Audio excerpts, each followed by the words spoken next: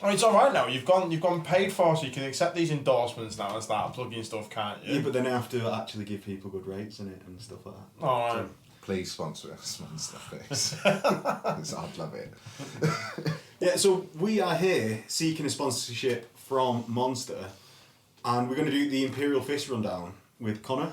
Hey. And Phil, who had the pleasure of playing Imperial Fists with Connor yesterday. I'm going to be reading it rather than Connor because he's an illiterate southerner. Yeah, I can't read all right. I roll dice. And then get my opponent to tell me the numbers. To be fair, that wouldn't be the first time that's happened. That's why I Me and lose. Phil has had that. Yes, why I lose games. Yeah, so we're going to go over the Legion rule first, which is discipline and resolve. So models with a special rule, which is all models, including tanks, in Imperial Fists. I don't know anything that doesn't have Legion Astartes X anymore. I can't think of any model. I wonder if the Crusade Strike Fighter still gets it. We're going to pause the video and go through all the books now and just be like, it's this one, by the way. Yeah, I'm not going to do it. It's like, we're not going to check. Everything gets it now. Flat statement. Yeah, everything. So yeah, everything +1 to hit rolls with auto or bolt weapons in any shooting attack, including as part of a reaction. Now that's really big. It's mega. Really Huge. big. Yeah. Because it's expanded from last time, right? Yeah, so... what is No, because I know I'm going to constantly get, Imperial Fists, top tier Legion, and I played them in version 1. You've got the video of seeing that, so they weren't good then. To be fair, what do you mean they weren't good? They weren't a top tier Legion at that point. No, sorry, I will rephrase this. It wasn't that they weren't. Our credibility for this video has now dropped. Yeah, I will rephrase this. You don't want any viewers on this, do you? Because I'll rephrase it. It wasn't that they weren't good. They were good, but they weren't the best Legion. Whereas now they are clear. Like when you say they weren't the best Legion, they were a contender for 2, 3, or 4. Like they definitely weren't below 4. And if you say that they're below 5, I will fight you outside. We don't play version 1 anymore. I'm happy to ignore 5. Let's just talk about the now. Anyway, yes. So we stay in the future. Are we staying in the future? The present. The present. We're going to stay in the present. Of which they are the best Legion. Apparently so. Yeah, for everyone. Everyone thinks this except Connor, and Connor is the guy that plays them. Well, so as far as I'm concerned, I've got the best experience then. But you've not been on the end of the bending over, Raven. which is playing. But we've proven. I've been on the end of that. But we proved yesterday Raven's best Legion. Easy. I think we proved more that James is James. better. James is whack. James is whack. I was going to say better person. Yeah. So yeah, I think that's it's a much more comprehensive list than what you used to get, right? Yeah. So to run through the rule with it, obviously previously we used to get just the bolters, which was it was good, but. I don't know. It was good. Now. Yeah, the list of autos weapons is massive, which makes a big thing, and it's like what we sort of said yesterday when we were talking about it outside of this. It's something that I think can be broken really easily if you want to. Which is an issue. It wasn't like my original pioneer idea, but assault cannons on double fist dreadnoughts, because we all know contemptors are like tier 1 units, right? Yeah. Or what is it? S tier. They're S tier units. However they do those the top tier. rankings, whatever they do those rankings, like I think it's like godlike. Yeah. Why is it S tier? I've never understood Super that. tier. Super Is it super? Goat tier. Let's just call it. But why do we go numbers scale and then a name? Why does it go like? I don't know, but everyone's getting bored as why we're just discussing on what the tiers are. Anyway, so yeah, Carey's assault cannon or whatever, Iliastus assault cannon. Yeah. In your Fissi dreadnought. Yeah. And I know that's hitting on 2s anyway, but the fact that you can do that by replacing your heavy flamers with Iliastus. So you could do that. So you could do that in the last one anyway. So you can take the assault. You can take the assault cannon. We'll go on to that in a bit, but you can take the assault cannon. Anyway. But the biggest thing I think with the +1 on the auto cannons, from looking at it, is more that your vehicles with auto cannons on are hitting on, and the rule is it's not additional BS. It's a +1 to hit. Yeah. So that's the big difference. It's not your ballistic skill. It's just a +1. So do you get that on snapshots? Yes. So if you read it, it's just a +1 to on all hit rolls. Yeah. So it's snap. So your snapping. Your predator cannons will be hitting on 2+. Yeah. And they'll be hitting flyers on 5. On a 5, technically. Yeah. Oh, so Jesus. so things like that are obviously I thought you applied quite modifiers the different way around. Ah. But it's flat +1 to hit. It's Would that be like unless snapshots say that you only ever hit on a 6? Oh, I don't. Yeah, and Anyway, but that's how. But, so it's a +1, which I think is a big thing. So yesterday, through playing my sort of first 2.0 games, where I realised it come into play quite a lot, was more from a night fighting point of view. So losing the ballistic skill for a night fighting. Yes, it matters a little bit more on the Marines, because what it would do is go up to 4s rather than 3s, or we would be hitting on 2s, so it'd go up to 3s. It'd stay on 3s. Yeah, it'd stay on 3s. So effectively, night fighting doesn't affect the fists. You're in as terms good as of any other Marine else, all the time. And then from a Dreadnought point of view, it stayed at 2s because it would go up 1 down 1. Yeah. So that is massive. It was quite big. Especially when it's now night fighting, is if either of you want it, it's on a 2 up. And I think it is one of those rules which, I mean, it's something that we had last time. They've expanded it. From my point of view, I suppose it's good. And the reason I say suppose is because, as I said, we discussed yesterday, how I will play my fists and write my lists is not to capitalise necessarily on what's that. It's just how I like to play them. So it's to capitalise on 3 up shields. Yeah. So, but if the first thing that you could do if you wanted to break fists immediately is just do 2 heavy weapon squads with autocannons done.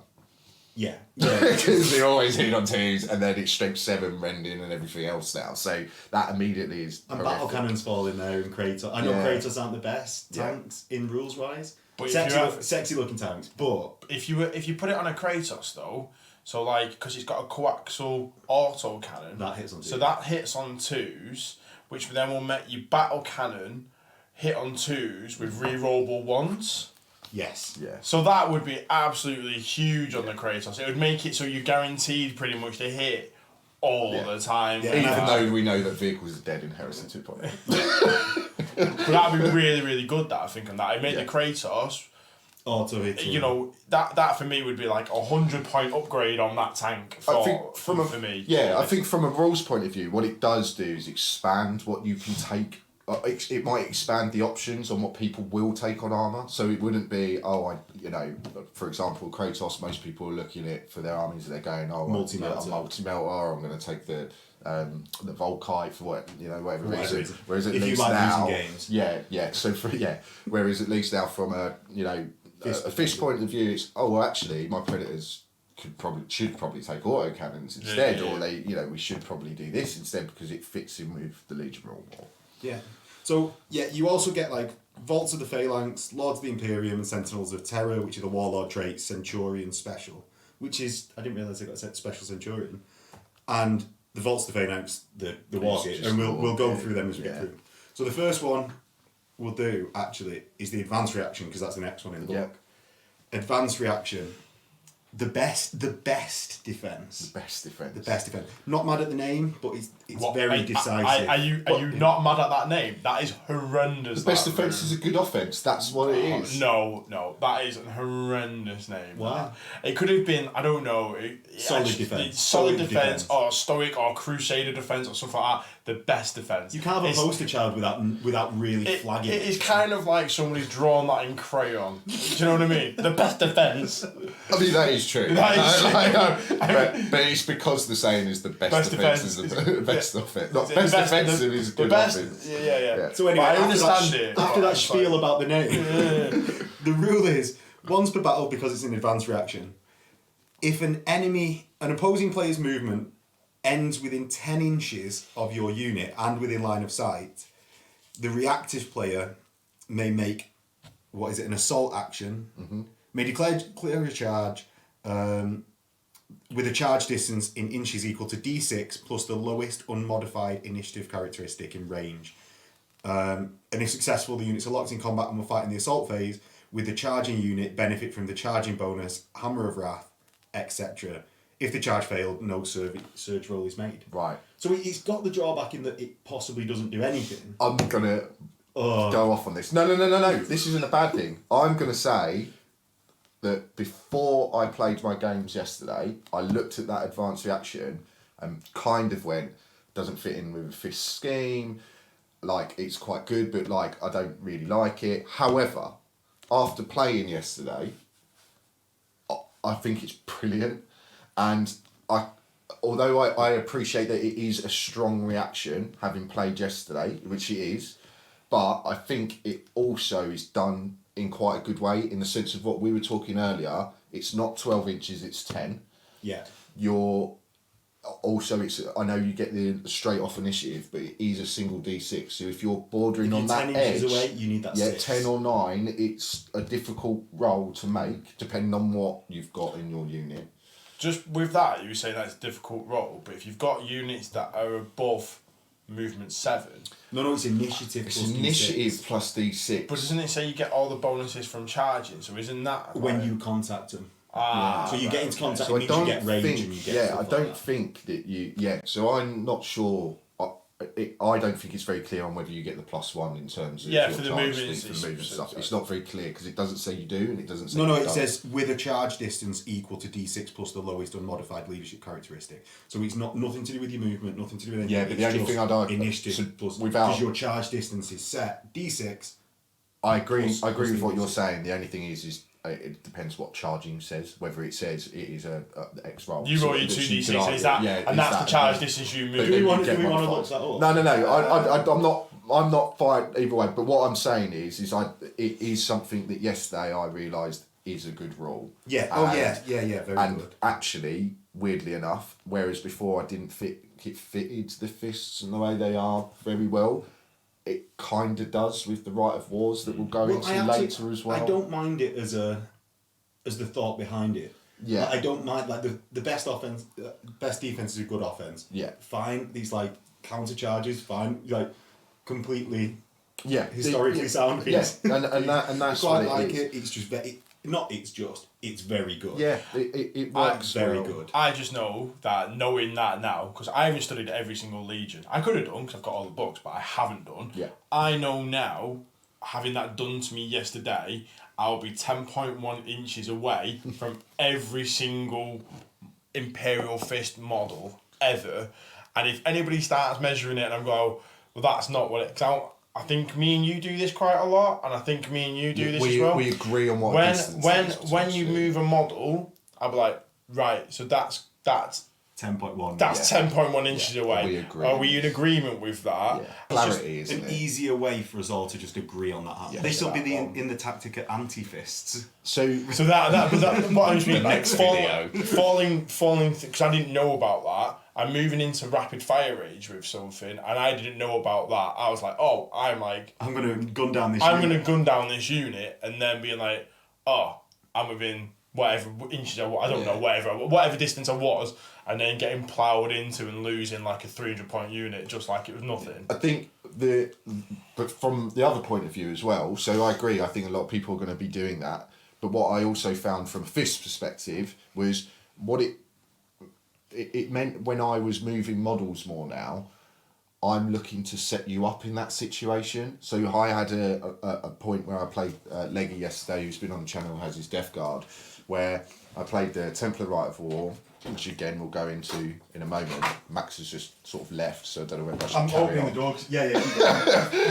He's just opening doors. I actually thought he was locking and chaining it so he couldn't get out until we agreed with what he was doing. One of those things. Oh well, what I was going to say is about right. So what I was actually going to say is about the reaction of you saying in terms of making sure you're set this way. From a fist point of view, I had a game with Leggy yesterday, who's been on the channel as his Death Guard, where he had sort of set up his Terminator unit, and I'd put 2 units in a position, and what he'd use a librarian to sort of say you can't react for this one, but what I'd done is positioned another unit in a way that I could also make that charge, and I think from that side of things is something I'll be looking to do more, is just having 2 units, so although you're a certain distance away, almost angling them to sort of be like... Even if you never pull it off, it's a good reaction to have as board control. It's this bubble of you can't get into this bubble. Yeah. So it's even good from a manipulation of the opponent's standpoint. Yeah. It's the threat of it as much as it is the actually using it. Yeah. Because as soon as you... Because this is the one thing, it's... As soon as you start having that bubble, as you said, and you start demanding where board control is and where people can and can't go, then you're able to push them further and further around the board as well. So pushing people off objectives because they don't want to go near it, because they don't want to get charged so much, or you're like dictating. You can dictate a little bit more how dictate the meta of the board. Well, yeah, you can and also like if I want to charge. And I don't want to get counter-charged. I know you've not used it, and I want to get the charge off. With my Dreadnought, I've got to make a longer distance charge. So that means that for that couple of first turns or whatever till you use it, I'm going to be hanging a lot further back. Yeah. I noticed you have to be quite aggressive with it as well. Or you don't have to. You don't have to be, but it's also beneficial too. So. The one game where I held it for a long period of time was against James. I know James is a very good player. It was the game I lost. And the other games I didn't hold it. I went when the opportunity arose and I thought this is a good time to get my guys into combat. I just did it, and it worked well. And the one time I was sort of holding it was the one time that I think it's very good for as soon as there's that shooting unit like Phil's bikes when you did it against him. Yeah. As soon as there's that shooting unit that makes the mistake of getting within 10 inches. I'm going to do it now. Yeah, I'm going to do it now. Because that just removes that unit before it gets a chance to shoot. Yeah. And it's just, even, no one can deep strike near you. I've just realised that right now. Yeah, from an early point of view. Well, they would, because you deep strike, which causes a pinning check. Which causes a pinning check, but you've not moved into them. It's a place on the board, it's not a movement in. Ooh. So you don't move within 10 inches. It's a place. Yeah, possibly. Because there's a very there's a very big distinction with deep strike. You place a model, you don't move it. So it wouldn't. I don't think that would trigger it if it's moved within 10 inches. It's worth looking up at home. Yeah, I think in case you can do it or not. I think it would be worthwhile looking up, but that would be my interpretation on a glance. Right. Shall we go on to Warlord Traits? Yeah. So Warlord Traits, you get 3, one of which is not loyalist only. So the first one is Solar Marshal. The Warlord may only be selected as part of Loyalists. A Warlord with this trait and all friendly models in the unit the Warlord joins gains +1 weapon skill when locked in combat with one or more enemy units that has Traitor allegiance. In addition, an army whose Warlord has this trait may make one additional reaction in one of the opposing phases as long as the Warlord has not been removed as a casualty. It may only be used by the Warlord's unit. So it's very good. Yeah. Like if you're engaged in combat, you get +1 weapon skill. Amazing. Yeah, amazing. So and it makes Tactical Marines. If I charge a unit of Tactical Marines with my Tactical Marines, I'm hitting on 5s. It's in the Warlord's unit. Yeah. But that, you know what? You could put your Warlord in any sort of unit at all. And they become weapon skill 5. And become weapon skill 5. Or weapon skill 6. No. Connor's face is like this because he's used Dorn previously. No. And his Phalanx Warders get weapon skill 5 when they're charged anyway. Yeah. This will give them weapon skill 6 when charged and weapon skill 5 when charging. Yeah, Dorn doesn't go there. My face is like this because we won't get into this in the long strength, but just another reason why Huscarls are rubbish.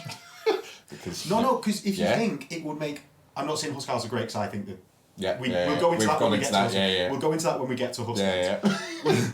But it makes Huscarls weapon skill 6 all the time. Yeah, which means other people's elite Terminators that are normally hitting on 3s, like Fire Drakes, it means they're hitting you on 5s. But it also makes the normal Terminator unit that you would put them with weapon skill 5. Yeah.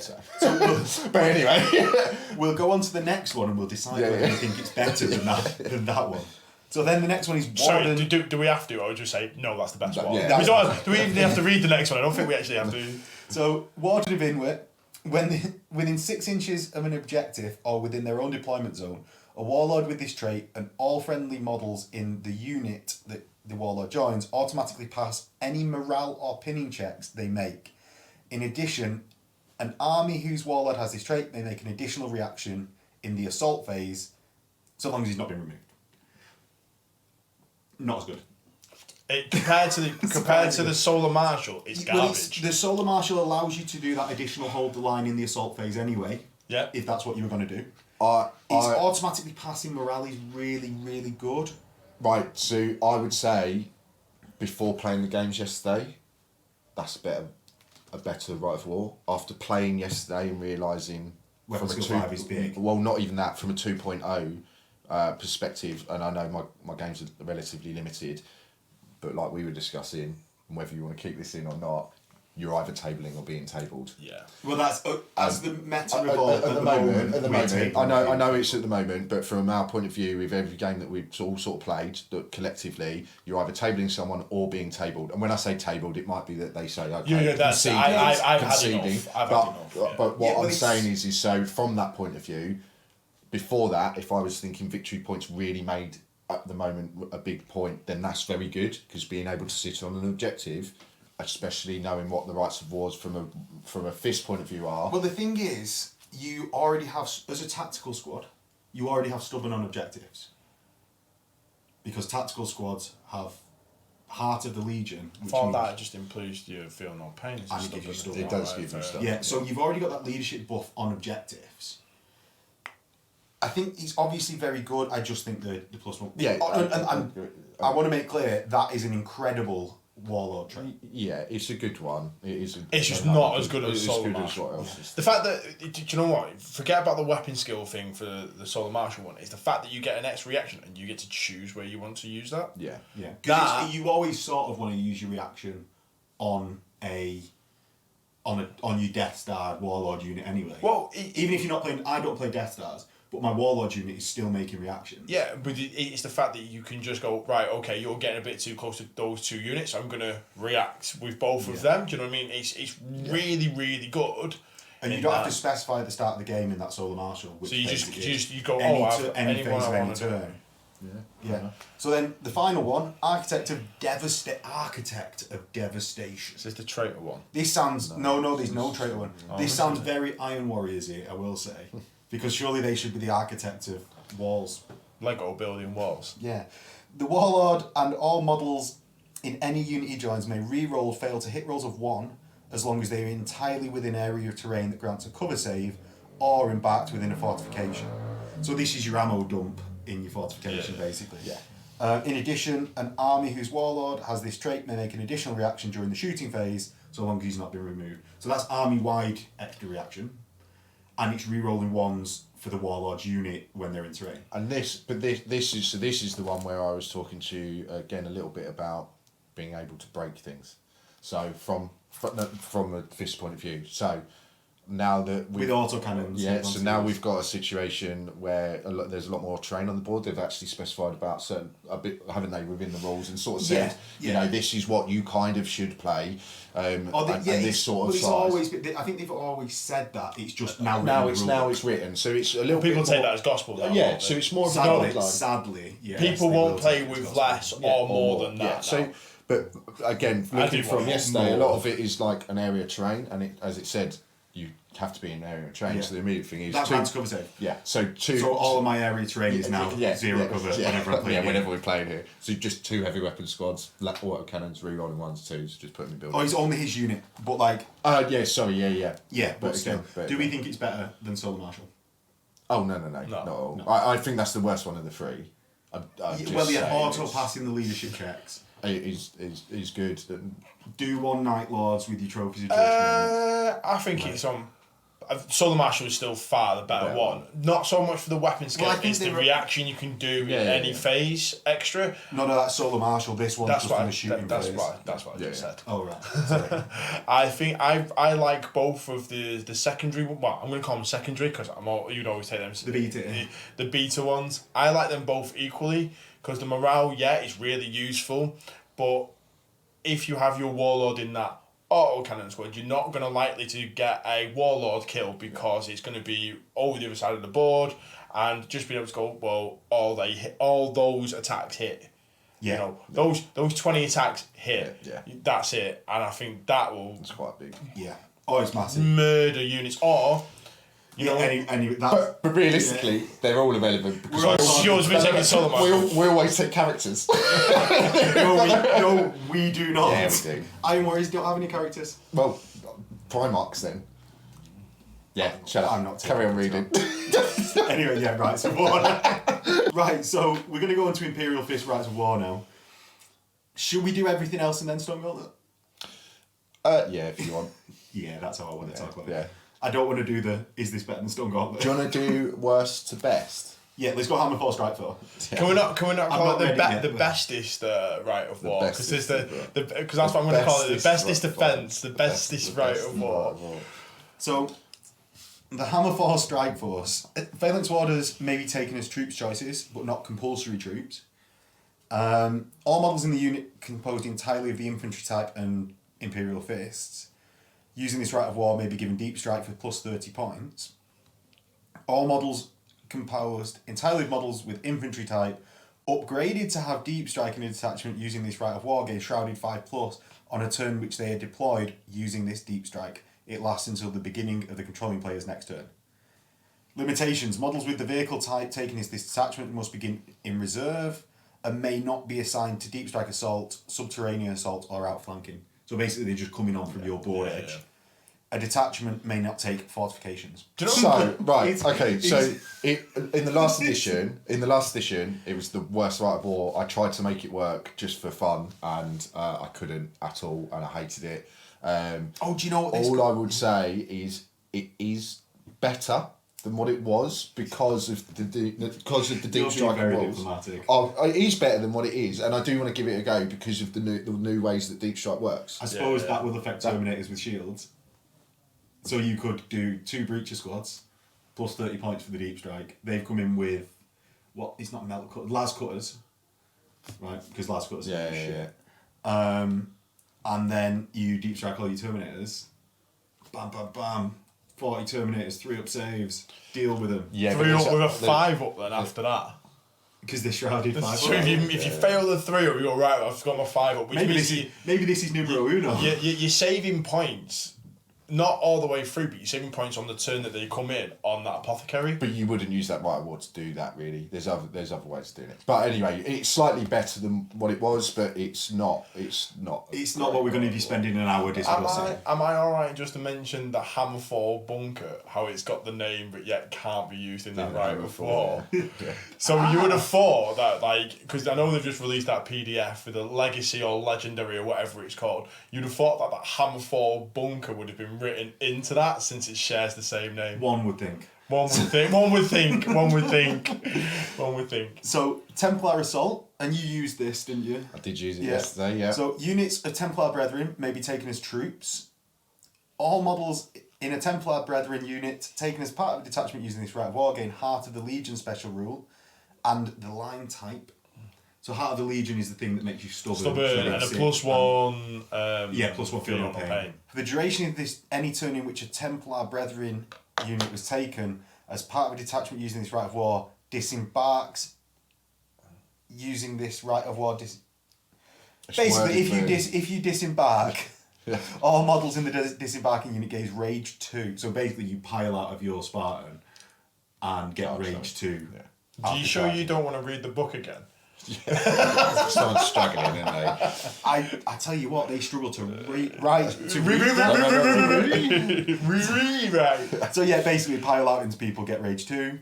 A detachment using this Rite of War must use Templar Brethren to fulfill compulsory troops. Why would you not do that? Because you're taking the Templar Brethren Rite of War. It's Rite of War maybe only be taken for loyalists because they're super Templari.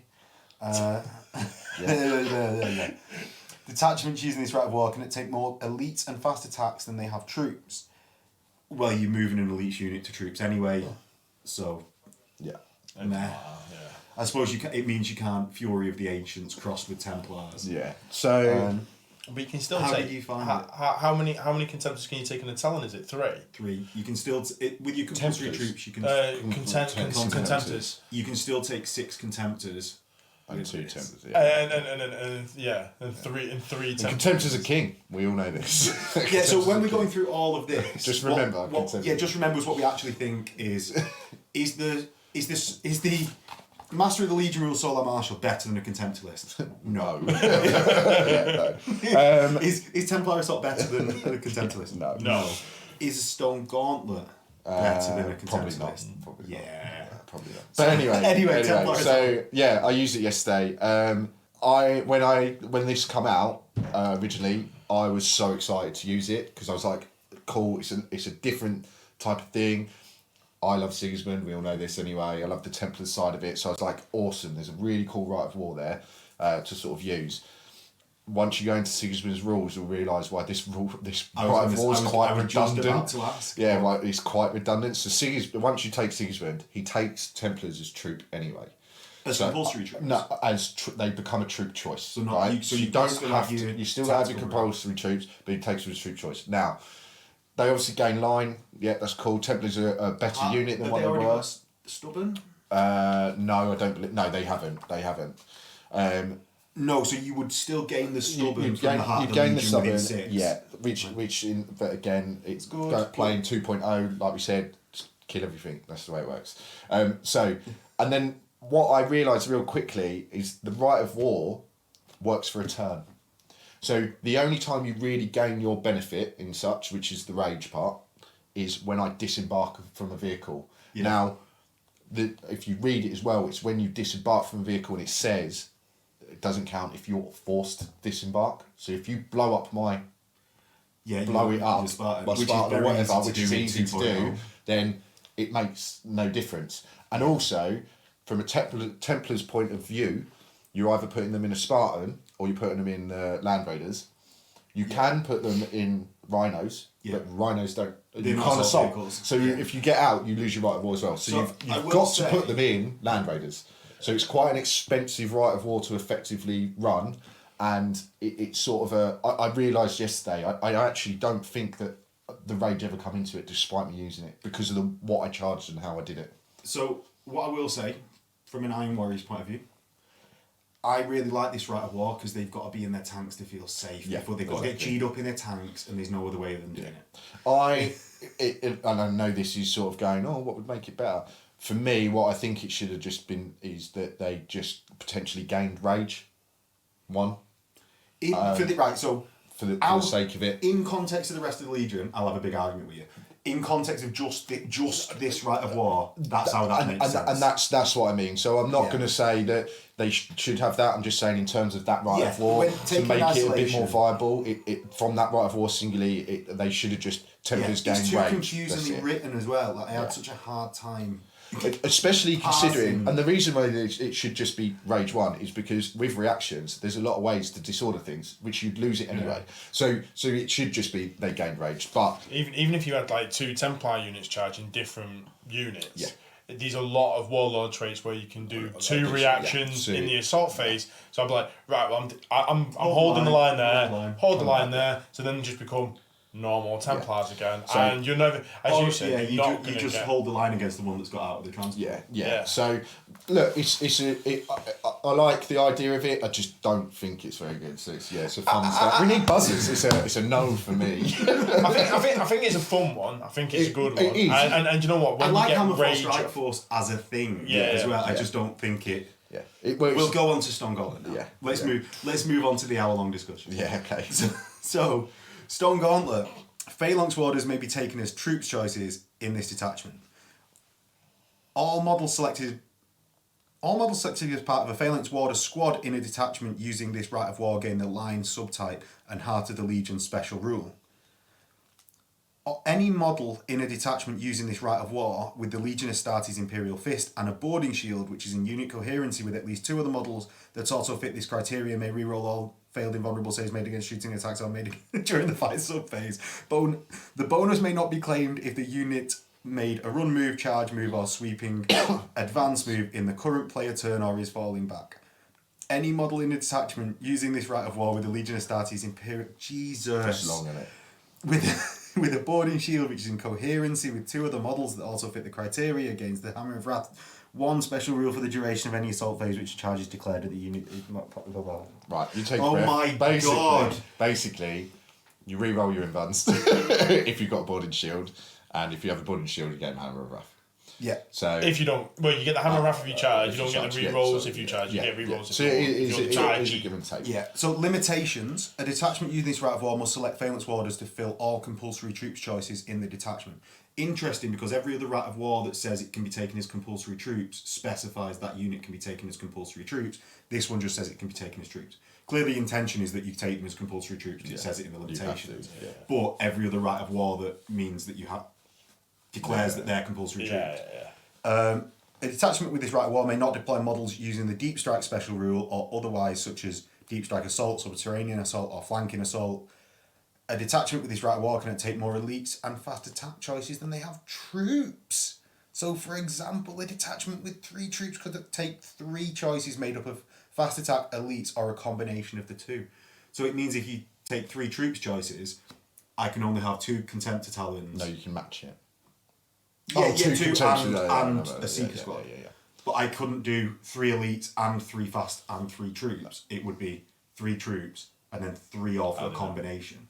Seeker's elite now, they're fast. Yeah, they're fast. I was just using an example that it was... With a unit that everyone is taking at the moment. Yeah, initial impressions.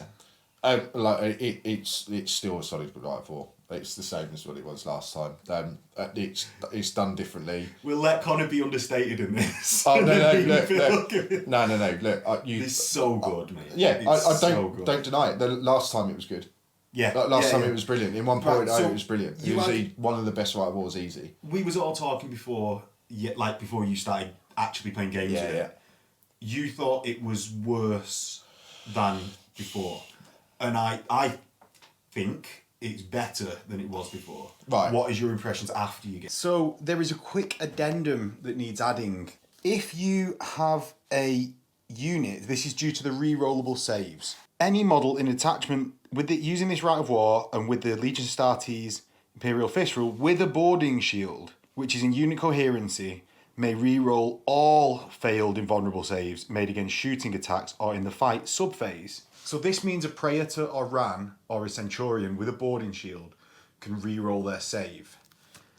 Now, when you get to, as you keep watching this, in the Phalanx Warder rules, or with their Shield Wall special rule, they can add +1 invulnerable save, but if you have a boarding shield, you can get to a maximum of a 3-up invuln, which means a Praetor will get a 3-up invuln from their Iron Halo, going down to a 3-up, 4-up to 3-up. And because they have a boarding shield, even if they're not using that invulnerable save, it's all invulnerable saves, they can re-roll that 3-up. And that just makes Fists... Connor's not here, so I'm going to say it. That makes Fists the most mental, without doubt, Legion in this game currently. If you want to break the game, it's there, and it's not even that hard. You're taking Stone Gauntlet pretty much naturally. You're taking Phalanx Warders because you're taking Stone Gauntlet, and you're probably going to have a Praetor. You just need to give him a boarding shield. Everything you now hear about Connor saying the Fists aren't the best in the game, it's just been thrown out the window. Right, so you were sort of saying earlier... And bearing in mind that your Phalanx Warders are the troops. Yeah, so, right, I'm a little undecided on whether it's like... I don't think it's worse. Yeah. But I don't know whether it's better, but it's definitely the same. It's definitely on par, but I don't know what's better at the moment. The most diplomatic of answers. No, I'll tell you why, because... My first gripe with it is I've bought so many bloody breaches which are no longer usable, so screw you. I won't name names in case you get a sponsor or something else, but screw you, yeah? So that's irritating. I appreciate the fact that Warders have been made the compulsory troops, because obviously last time it was breaches and you sort of threw in Warders. And again, this is what's best for me. I still think it should be breaches or warders. I know that you would naturally take warders, but I just think the Rite of War should be... I think warders are better than... They are. I just think the Rite of War should be breaches or warders. Yeah, I actually really don't like... I agree with you. Yeah. I really don't like that now about Stone Gauntlet, because it means it's not the Legion is the Stone Gauntlet. Yeah, it means specifically the Phalanx Warders. Who should be on the Phalanx? Yeah. Why have they been? Why are this big division? They shouldn't be allowed to leave. Yeah, they should be warding the Phalanx. Every time they get in like a Thunderhawk to go down to the planet, they're like, no mate. Are you a Phalanx warder? Get over there. Get out. Go guard those drop pods. So over I think there. what we're saying is any Imperial Fist player that uses this Rite of War that isn't playing in the Soul system. Yeah. He's being super unfluffy and shouldn't be allowed to play Heresy. Don't remember any Phalanx Warders on Saturn night, to be honest. They were all guarding the... I'm sorry, I was just looking for all the fucks that I give from what you just said. Well, this is the fluffiest of rundowns. So it's a very good Rite of War. The re-rollable, especially with the way things work with Rend now and sniping and everything else, the re-rollable sort of save is big. It's even bigger now in terms of Phalanx Warder, just because of their rules, which we'll get into. But it's something that, again, from a sort of Imperial Fist point of view, if you're not using that Rite of War, I was going to say, if you're not using that Rite of War, you're not looking to win games. But that's not, I suppose that's not the attitude. If you're optimising, you're taking that. Yes. So one of the things to note there is it no longer affects Terminator squads with Vigil Storm Shields. And it would be mental if it did, because it's the re-rolling. Yeah. But so we'll go into the Wargear and you'll see why. So Vigil Storm Shield, Terminator squads get a 3-up for 20 points per model. No, so any model or independent character that does not have any model with both Legion Astartes and independent character gets a Storm Shield for 20 points. Yeah. Legion Astartes and Tartarus Terminators, Tartarus Command Squad, 15 points. Cataphracti, 10 points. Yeah. And that's replacing the Storm Bolter. Really cheap. It's the same as what it was. It's exactly the same. Well, it's cheaper for Cataphracti, isn't it? Because it's always 15 points. No, it's the same. Cataphracti was 10 and Tartarus it was 15. It's not changed. The only difference is your independent character is now 20 points, whereas before it was whatever armour they were in. So if they were in Cataphracti it's 10 and if they were in Tartarus it was 15. Whereas now it's 20. So they've given it like a point increase from a character's point of view, which is a good thing. Which is a good thing. But from a like a terminal point of view, it's not changed. I still thought it was cheap beforehand. Yeah, and I think playing a few games and with 2 winning turn rates, I think that is ridiculously cheap. Well, it's just because so a 3-up save in this game is mental, or 3-up invuln specifically. Yeah. Mental. The fact that he's now on 2 win Terminators, they're all Drakes now. And the fact it can go on, but Drakes have to be in Cataphracti to get a 3-up save. Fists get to sweep in Tartarus with a 3-up invuln. Yeah, right. So my argument to all of this. We'll go to Huscarls when we get. Not even Huscarls. Just from this point of view, from 1.0 to this as well. When people said about the 3-up before, my argument was, well, you've got Drakes who can get the 3-up, and you had the Sekhmet who effectively could have it as well. Well, that's book 7, mate. No, I know, and I don't know what the Sekhmet ones is now, but from a Drake's, from this point of view in 2.0, I agree with you, the 3-up's very good, it's very good in this version. There's a lot more that's making you multi-wound and roll. So as an example, we had a conversation earlier, from a Contemptor point of view, I could send 5 men into a Contemptor and they'd hit me and I would save the majority of them. However, you're making me roll 3 per model. So you asked and they're doubling you out. So even though it's 3-up, yes, it's better, but there's a lot more potentially killing them. I'm not saying that makes it like better or worse. I think it's better like that. I'm just saying I think it's still level to what it was. And we don't have to get into that discussion of Huscarls when we get to Huscarls. But this is just a very, very good piece of Wargear. Yeah. Like, I also don't want to crap all over Fist too much in the Fist review. Yeah. No, but it's very, very good. Really, really good piece of Wargear. Yeah. Just with the independent character, does it have to have Terminator? I didn't catch that. No, it's both the Imperial Fist and the independent character type that does not have the unique unit subtype, so no special characters. Can take a Vigil Storm Shield for 20 points. So you Preator in Power Army. That's new. Armour. In Power Armour can take. So that is new. That's pretty cool. That's very good. Cool. That's very good. Why they didn't always have that, because it's like Iron Hands Praetors got that with a Iron Halo and a Cyber Familiar. So that 3-up on the Praetor, I was like, I've got no problem with it. Same. That's why I think it's good that the points increases on that, because you can do that now. So give it in points increase as well. But it doesn't take up a hand still. So if you want a double-handed weapon, no, I think somewhere else. I think somewhere else it states that when you're holding a shield, it doesn't do that now. So unfortunately, so you can't. No, you can't. Oh, you can. Yeah, you can't use two-handed weapons at all. Yeah. You can't make attacks or you get +1 for 2 close combat weapons anymore. Yeah, shame. Yeah. Nerf nerfed out of existence. Yeah. What's the point? What is the point? Next is a teleport assault. So Cataphracti Terminator Squad, Legion Tartarus Terminator Squad, and the command versions of those two gain deep strike for 25 points. Any model with Imperial Fists and independent character can be given deep strike for 20 points.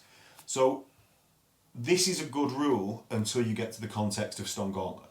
Yes. You don't need it if you're taking Hammerfall, though it's cheaper, so you might as well upgrade them with that. Oh no, you wouldn't get the Shrouded then. So you want to use the Hammerfall. Yeah, you would, because it just says if you can deep strike. Yeah, it doesn't say you have to. Alright, so it's 5 points off on the deep striking from Hammerfall. You can deep strike in Templar Assault. So that's what I did yesterday, actually, funnily enough. So in this was always the thing with the deep striking. So you could deep strike in the previous version with Imperial Fists Terminators as well. The points were different. I think if I remember, it's cheaper now to deep strike, because I think what it was is you had to pay per model. Right. I might have got that wrong, but anyway, 25 points to be able to make a Terminator unit deep strike is good. In the Templar Rite of War, it works really well. Storm Shield, where you go like, here's 8 Terminators, move me. And that's exactly what I did yesterday. It was, there you go, there's a bunch of Terminators. And if you move around, if you try and move out of my way, yeah, I'm going to charge shield charge you. Yeah, I'm going to charge you. But the flip side is, if you're looking for a negative, is obviously in Stone Gauntlet. You can't use it anyway. So, I think for people who are going to run things outside of Stone Gauntlet, yeah, it's good, it's fun, it's different. I would like to do. I've always liked the idea of doing an army which is just Terminators deep striking. Well, you did that in our Mega Battle, didn't you? Or near enough. Yeah. See, I would love that piece of work because I don't have to then pay for a transport. Yes. So you get that in the Weaving, don't you? I get it on you just don't get it on characters. But the thing is, though, when you've got 2 wind Terminators with 3 up deep striking in, it's a lot harder to move them off. I mean, the 4 up to the 3 up compared to a 4 up, it's a lot harder. Well, they can now also charge from that deep strike. Exactly. So if you fail, you charge that you're not getting in. You could literally all these Terminators, like 5-man squad. That's the noise. Please do your deep strike. That's the noise. I don't know. It's more like the teleporters out of Star Trek. I imagine that the noise makes. I don't know, but you've got them all there. So then you've put massive pressure on people. You can soak up your auguries kind of hits and things like that. And then as soon as somebody will be like, oh, I need to move away from that. I don't want to be near that. Yeah.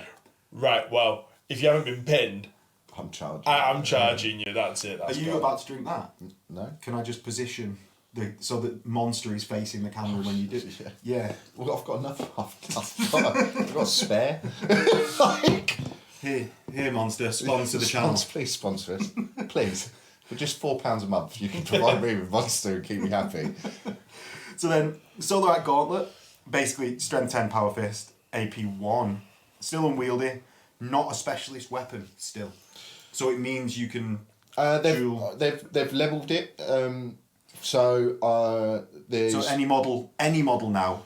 Yeah. So that can take a power fist, can take a Solarite Gauntlet for +5 points, or just directly exchange a Thunderhammer for no additional cost. So it's so that's the big part of it. So that's from a fist point of view. There was only sort of select units that could take them. Templars could have them on sergeant. You could have them in characters and stuff. What's really big now is if I want to, I can throw a Solarite Gauntlet on a tactical sergeant or whatever. And you replace his close combat weapon and get an extra attack. And you still get the extra attacks. Because it's. But it was never a specialist anyway, so you always get that. The big just like that was just. Very because we're not just doing a comparison to 1.0.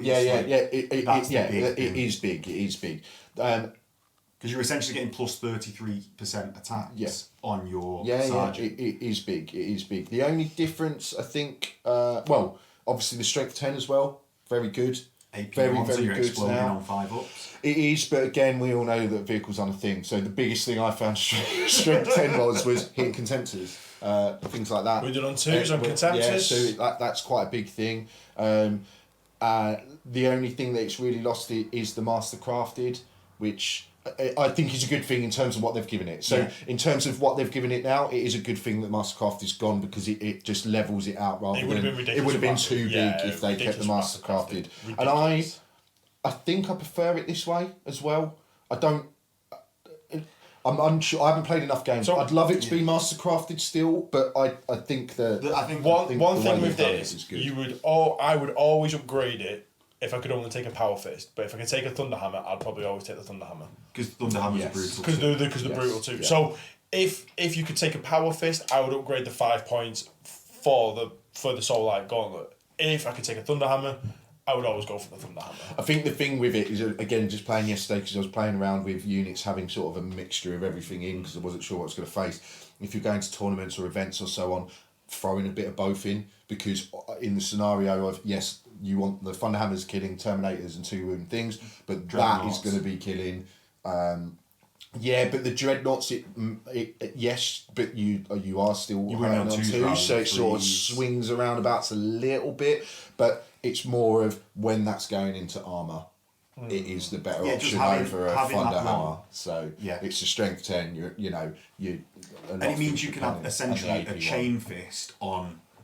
I'm not saying an actual chain fist, but it fulfills the role of a chain fist in a squad that couldn't normally take a chain fist. Yes. You just have that one one chain fist in the vet squad. It gives you a sense of anti-armour in a normal squad. So next, Iliasta's Assault Cannon. You don't need to mention anything more than that, mate. That's it. Move on. It's really good. Everyone should be taking them. There is no conversation that's needed by that. It's not Solar Right. Take a Solar Right. But we could just sort of just go through this really fast. Visual Storm Shield, really good taken. Teleport Strike, if you're not taking... Stone Gauntlet, do it. If you're not taking Stone Gauntlet, do it. Solar Right Gauntlet, if you can take one, take it. Iliasta's Assault Cannon, whenever you can take a Heavy Flamer, take an Iliasta's Assault Cannon. Consul Castellen, throw him out of the book. Roll the die. Take him. Templar Bretheren, take him if you've got Sigismund. And you don't actually you don't like to win games as much as you do taking Stone Gauntlet. Phalanx Warders squad, take him as all your troops. Sigismund, take him. Done. Yeah, fair, yeah. That's it. You just wrapped it up. That should just be the end credits. that is the end of the video. That's all we've got time for. Everyone buy Imperial Fists. So after everyone watched the Raven Guard game with James, I imagine Games Workshop sales of Raven Guard increased by 0.0001%, as is my market value to Games Workshop. However, Imperial Fists, man.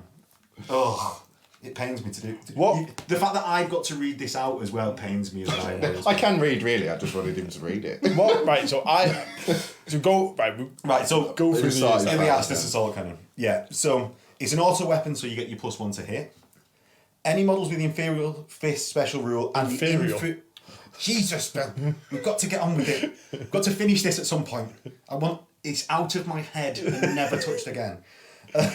So if it's infantry, you can exchange a heavy flamer for an assault cannon for 10 points. So heavy weapon squads with heavy flamers, it's just 10 points extra to get them an assault cannon. Yeah. Predators may take them instead of your Predator cannon for a twin linked assault cannon for no additional cost. I thought that was a Blood Angel. That was a Blood Angel thing, the Bile Predator. That's a bit. I'm not happy about that, to be fair. Don't change your Predator cannons, they're amazing. Yeah. Because they do armour in now better than this will. You can take them as sponsors, I think, which is a few people sort of suggested doing. I never really liked that in 1.0 for Blood Angels. Nah. But I really liked the Bile Predator just being a Blood Angel thing. So that it still will be, because no one will do that on Predators. No. Yeah, for Imperial Fists. Yeah. Any model with a Dreadnought or vehicle unit type may exchange a heavy flamer for an assault cannon for +20 points. +20 points is quite steep, but it's assault 4, rending 6, malfunction. When does it ever malfunction? Range 24, strength 6. So Dreadnought flamers, are they heavy flamers in their hands? I thought they were just normal not flamers. Heavy flamers, mate. Oh, right. It's only because no one ever fires them that you. I never knew. It's only because a Dreadnought with dual close combat weapons, the standard loadout, regardless of what they start with, the standard loadout is Grav Fists. so whereas for Imperial Fists, it's and if you've got a Deredio, it's assault cannons, nipple assault cannons, and Leviathan's nipple assault cannons. That's really good. Bonkers. That is amazing. Yeah. Basically gives them all an 8, or let's say the Leviathan, it gives them 8 shots with rending 6 up, hitting on 2s, re-rolling to 6s if you get that one. Is it 2 separate ones in Leviathan? Right, so it's 8 on a 2-up, which would be 2 up anyway because it was ballistic skill.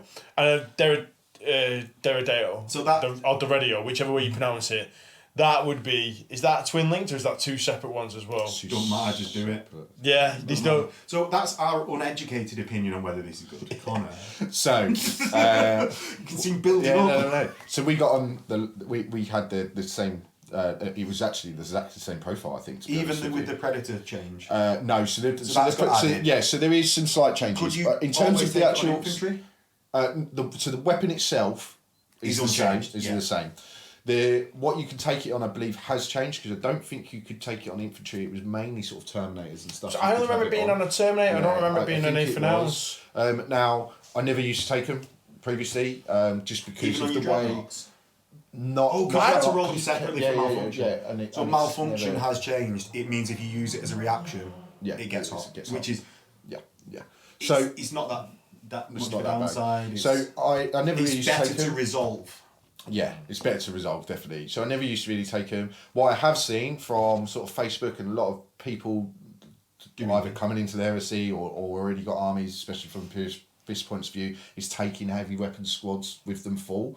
Now, personally, I'm not sure how good that is. Yeah, it's cool. It is cool. They do look cool. But I'm not sure how good it is from a game point of view. Yeah. I did see. It's not last cannon, is it? No. But I did, or no, I cannon if you're a fist. I did see people saying that it does clip wounds off dreads and so on quite a lot because it's a lot of shots. What rending is it? 6+. So why would I not take a Volkite Culverin over the? I know you get your +1 to hit. But I can take a Tep Marine for 55 points or whatever with a Cognitive and get that anyway. I completely agree with you. I'm just telling you what I've read. I don't know. Stop telling us hearsay. Stop the hearsay. But the actual Assault Cannon, what I've realised now, is in Terminator squads, they 100% have a place. Because whereas before you was using vehicles and transports to get to places and kill things, Terminators are a lot more survivable now in terms of their 2 wounds. They can walk up the board. The movements are slightly better if you take a Taurus, etc. So you're not having that special guy getting clipped straight away, are you? And also, they're not just in a vehicle and getting out. So where I was playing yesterday, a lot of my guys were either on the board already or I deep striked. So they were out, and when I was deep striking, it meant that I could fire off shots at things to either weaken it or just cause people to force reactions or whatever. And the same when they were walking up, it meant while they were walking up, they were still being able to put out damage. So I generally think from now on, when I take Terminators, I am going to throw, because it's 1 in every 5, I believe. Yeah. So I am going to be throwing them into my Terminator squads, definitely. So you'll have to try that out, because this is one thing that, say, James yesterday was trying out a Reaper autocannon in his Deliverer squad. Yeah. I think it makes heavy weapons in Terminator squads, and this is a general thing rather than a fist assault cannon thing. Makes their run a bit confused. Yeah. Like, you can ping something as you walk up, but especially with fists, where it's like, right, I'll take a Tartarus squad with Vigil assault cannons because I can run up the board because they're not heavy. Why would I go slower or take Cataphracti just so that I could get an assault cannon in? The only thing is with that is from the Cataphracti side of things is again talking about dropping in squads and doing a deep striking side of things is yes, you could do Tartarus, but to save points, if you're going to have something that's more shooty in output, you could give shields and bolt. You can still have your combi bolt weapons and things like that. I think it replaces the combi bolter. I think it just may exchange a combi bolter for a. So unless you can take. So in which case, you can either drop them in without a shield and just have them as like a heavy unit that's going to be hard to take down. I'm going to fire lots of things at you. Then you don't get to assault out of your deep strike. But you do. It's just going to be harder. Because you're making your charge longer whenever you fire them. Yeah, but this is what I'm saying. If you're doing mass Terminator deep striking, right? In my head, also just from a theme point of view, perhaps one of those units. We can't get an hour into the review and then say theme. But from a theme point of view as well, I'd be looking at it is I'd want Terminators dropping in that are going to assault things and another Terminator squad that's going to drop in and shoot everything. I don't want it charging you necessarily. But if you charge me, I've got some output still. But it's more a sort of, that's where your Cataphracti come in. They're slightly cheaper in terms of, you get a better invuln, they're slightly cheaper in terms of the Storm Shield and stuff, but yeah. So, Consul Castellen? I actually don't have a clue. I've not read this. I've not read this at all. So this is new for all of us. The Legion Consul Castellen, he gains any Imperial Fist Centurion may be upgraded to a Castellan Consul instead of selecting a standard Consul upgrade for 20 points.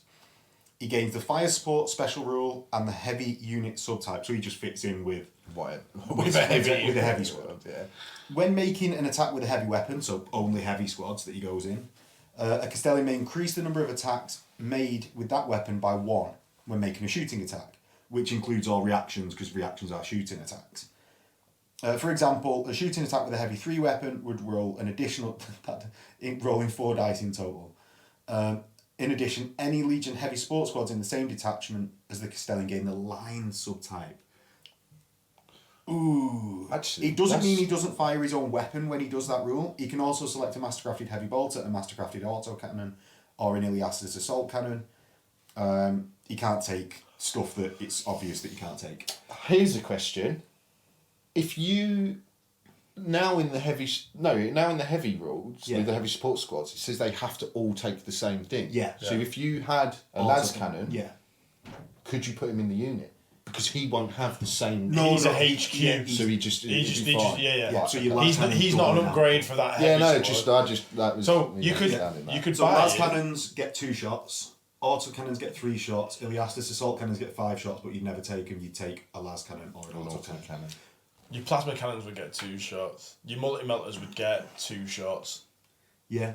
No, your multi-melters get 3 shots. I tell you what I would say. Is a basic multi-metal 2, or I thought it was on the Gravis one that was 2? No, I think I think that's gone under that. What's that? In addition to Castle May. Well, it's the fact that he makes them line as well. So that's what I was going to say. I think that is really objective. I think that's really. We're saying that's really good, but we've also already identified that there's no point counting victory points because you just table. Well, the only thing that but that means if I'm on if you want to play the objective game, I'm on an objective. You charge me. I'm scoring. You're done. I'm scoring. And it's not just that. If you are playing Dominion, because Dominion is now every turn. So right at the beginning, you plonk them on it, keep them there, and that's just scoring. So they will have to move. And then your other troops can move. They'll have to move to get on it. Because it's in the middle of the board. Yeah, War of Lies, I don't think has to be in No Man's, so you can do it in that. Yeah. War of Lies no longer gets the -1 VPs when you roll randomly. It's just no VPs. Yeah. So it's worth taking. Yeah. Really good. That's something that the only thing I'd say is that better than a Master of Signals. Yes. Yeah? No, okay. I'm asking. Tech Marine can give you the benefit of the Master of Signals by having a Cognisignon. So he also goes in that squad of las cannons. This guy then doubles the amount of las cannon shots that you get. Yeah. And it's the mentalness of the Iron Warriors advance reaction whilst also having no downside. The reason I flip it like that is because in my head, I've not got that many HQ slots to play with, so it's one or the other. Right, so that's what. So that's why I'm basing that on. Not we can do this as well. It's one or the other. A Master of Signal, because he's got a Cognisignon which gives night fighting to the unit, and he also has an augury scanner and Nuncio Vox. And reroll reserves. And reserves disruptor. Which is really good as a defensive thing to be able to that's a disorder thing, I can put him within that.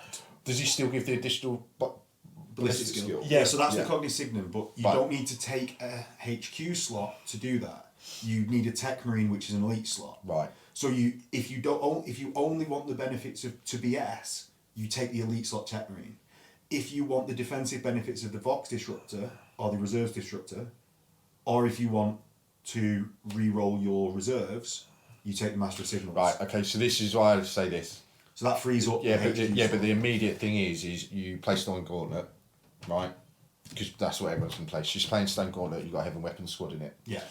You're going to be limited potentially in terms of your HQ slots. Depending on how you're playing, but with me at the moment it has been limited, so I've only got 1 spare. Your elite slots you can't add to it because of what's already in there. Slots, yeah. So yesterday I was playing Dorn and Sigismund. Well, that's what I was going to say. Characters. So alright, I can generally I will take HQ one out. Anymore. That's true. Oh yeah, so I suppose but so you had 2 spare. Yeah, I suppose you could then. maybe. Yeah. You're going to be hitting with more shots by doubling up than you will be with ballistic skill 2. Yeah, but I'm just seeing the other benefits as well. Like you said, night fighting's massive now. But cognitive on the Tech Marine ignores that. But you don't have the additional elite slots to play with, so the Tech Marine I don't see as an option. From a Stone Gauntlet point of view, you don't. But fine. Yeah, one way or another, I think it's worth it. Yeah, fair enough. I think, and it's also you can't have more that you're not going to take many fast attacks, right? No. One Seeker squad possibly. Possibly. Now, right? Yeah. After yesterday. So then you've got your Phalanx Warders as troops. If you take 4 total troops, because you only need the compulsories to be Phalanx. If you have a recon squad for, I think you underestimate points. But I know 115 points. Recon squad with sniper rifles. So that's your 3rd troops. If you have 2 recon squads, that's 4 troops. That means you get 4 elites choices. Yeah, I mean. Do you know that? It's I know. Yeah, I know what you mean. I know because there are very good troops units. Yeah, but that's good. It's good. It's something I didn't actually read, and I'm definitely going to throw him out. I'm going to throw him in there. Yeah. Really, really good. Really, really good. Yeah. What we'll do is we'll do Dorn last, and we'll go because we sort of went through the Rites of War, which affect Templars. Do characters afterwards. Yeah. So Templar Bretheren is 150 points for the squad. The key points over normal Space Marines are weapon skill 5, 2 wounds, 2 attack space, and 2 up save. They come in a 5-man squad. They've all got Artificer armor for the 2 ups. They've all got power swords. They've got Furious Charge 1 and Crusader. Any model in the unit can take a combat shield for quite cheap, so 2 points.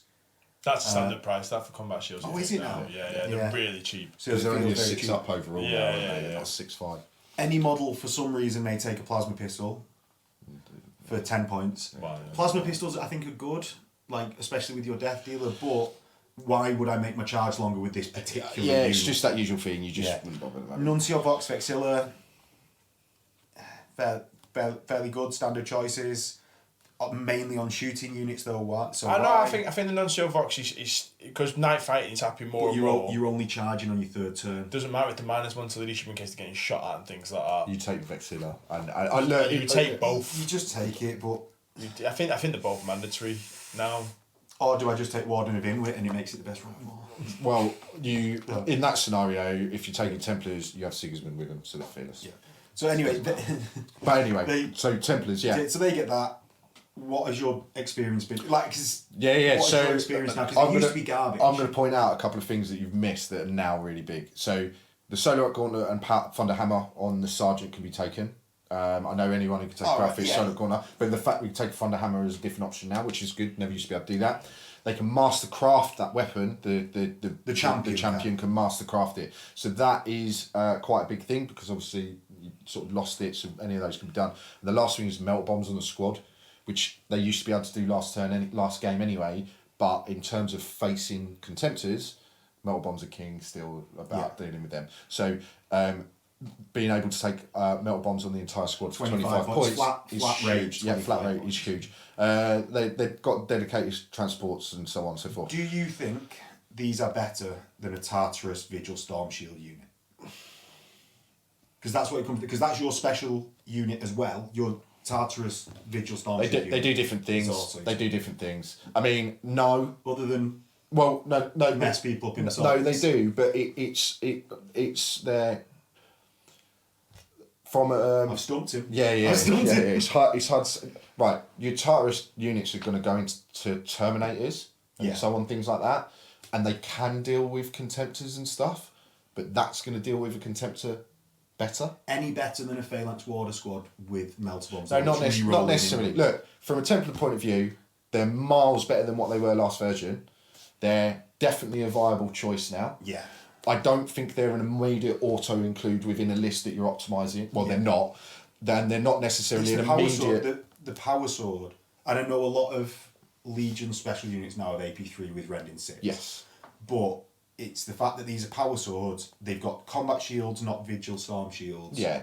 So he's in a list which is very good.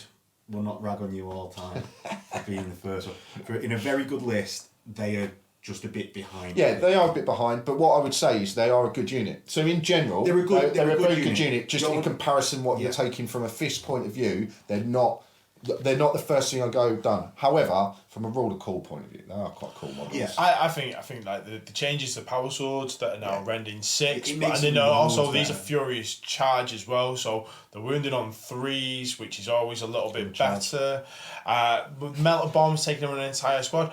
I think that's good for them. I find it a little bit weird on this unit because I don't see it. Bombs. Yeah, because I just don't see it how that unit is. It's a bit redundant in that you're going to be taking breachers because you've got them left over from last edition. You're going to be taking Phalanx Warders. So many. I might burn them. I just find that the melter bombs it's a bit of a weird thing. I personally with this unit, if they would have got the combat shields built into the points, I've not had that as an option. If you were writing the book. If I was writing the book. Yeah. But I think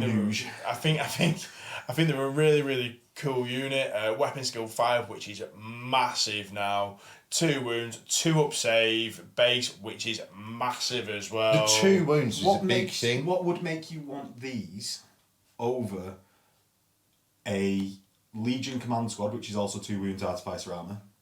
They're also weapon skill 5.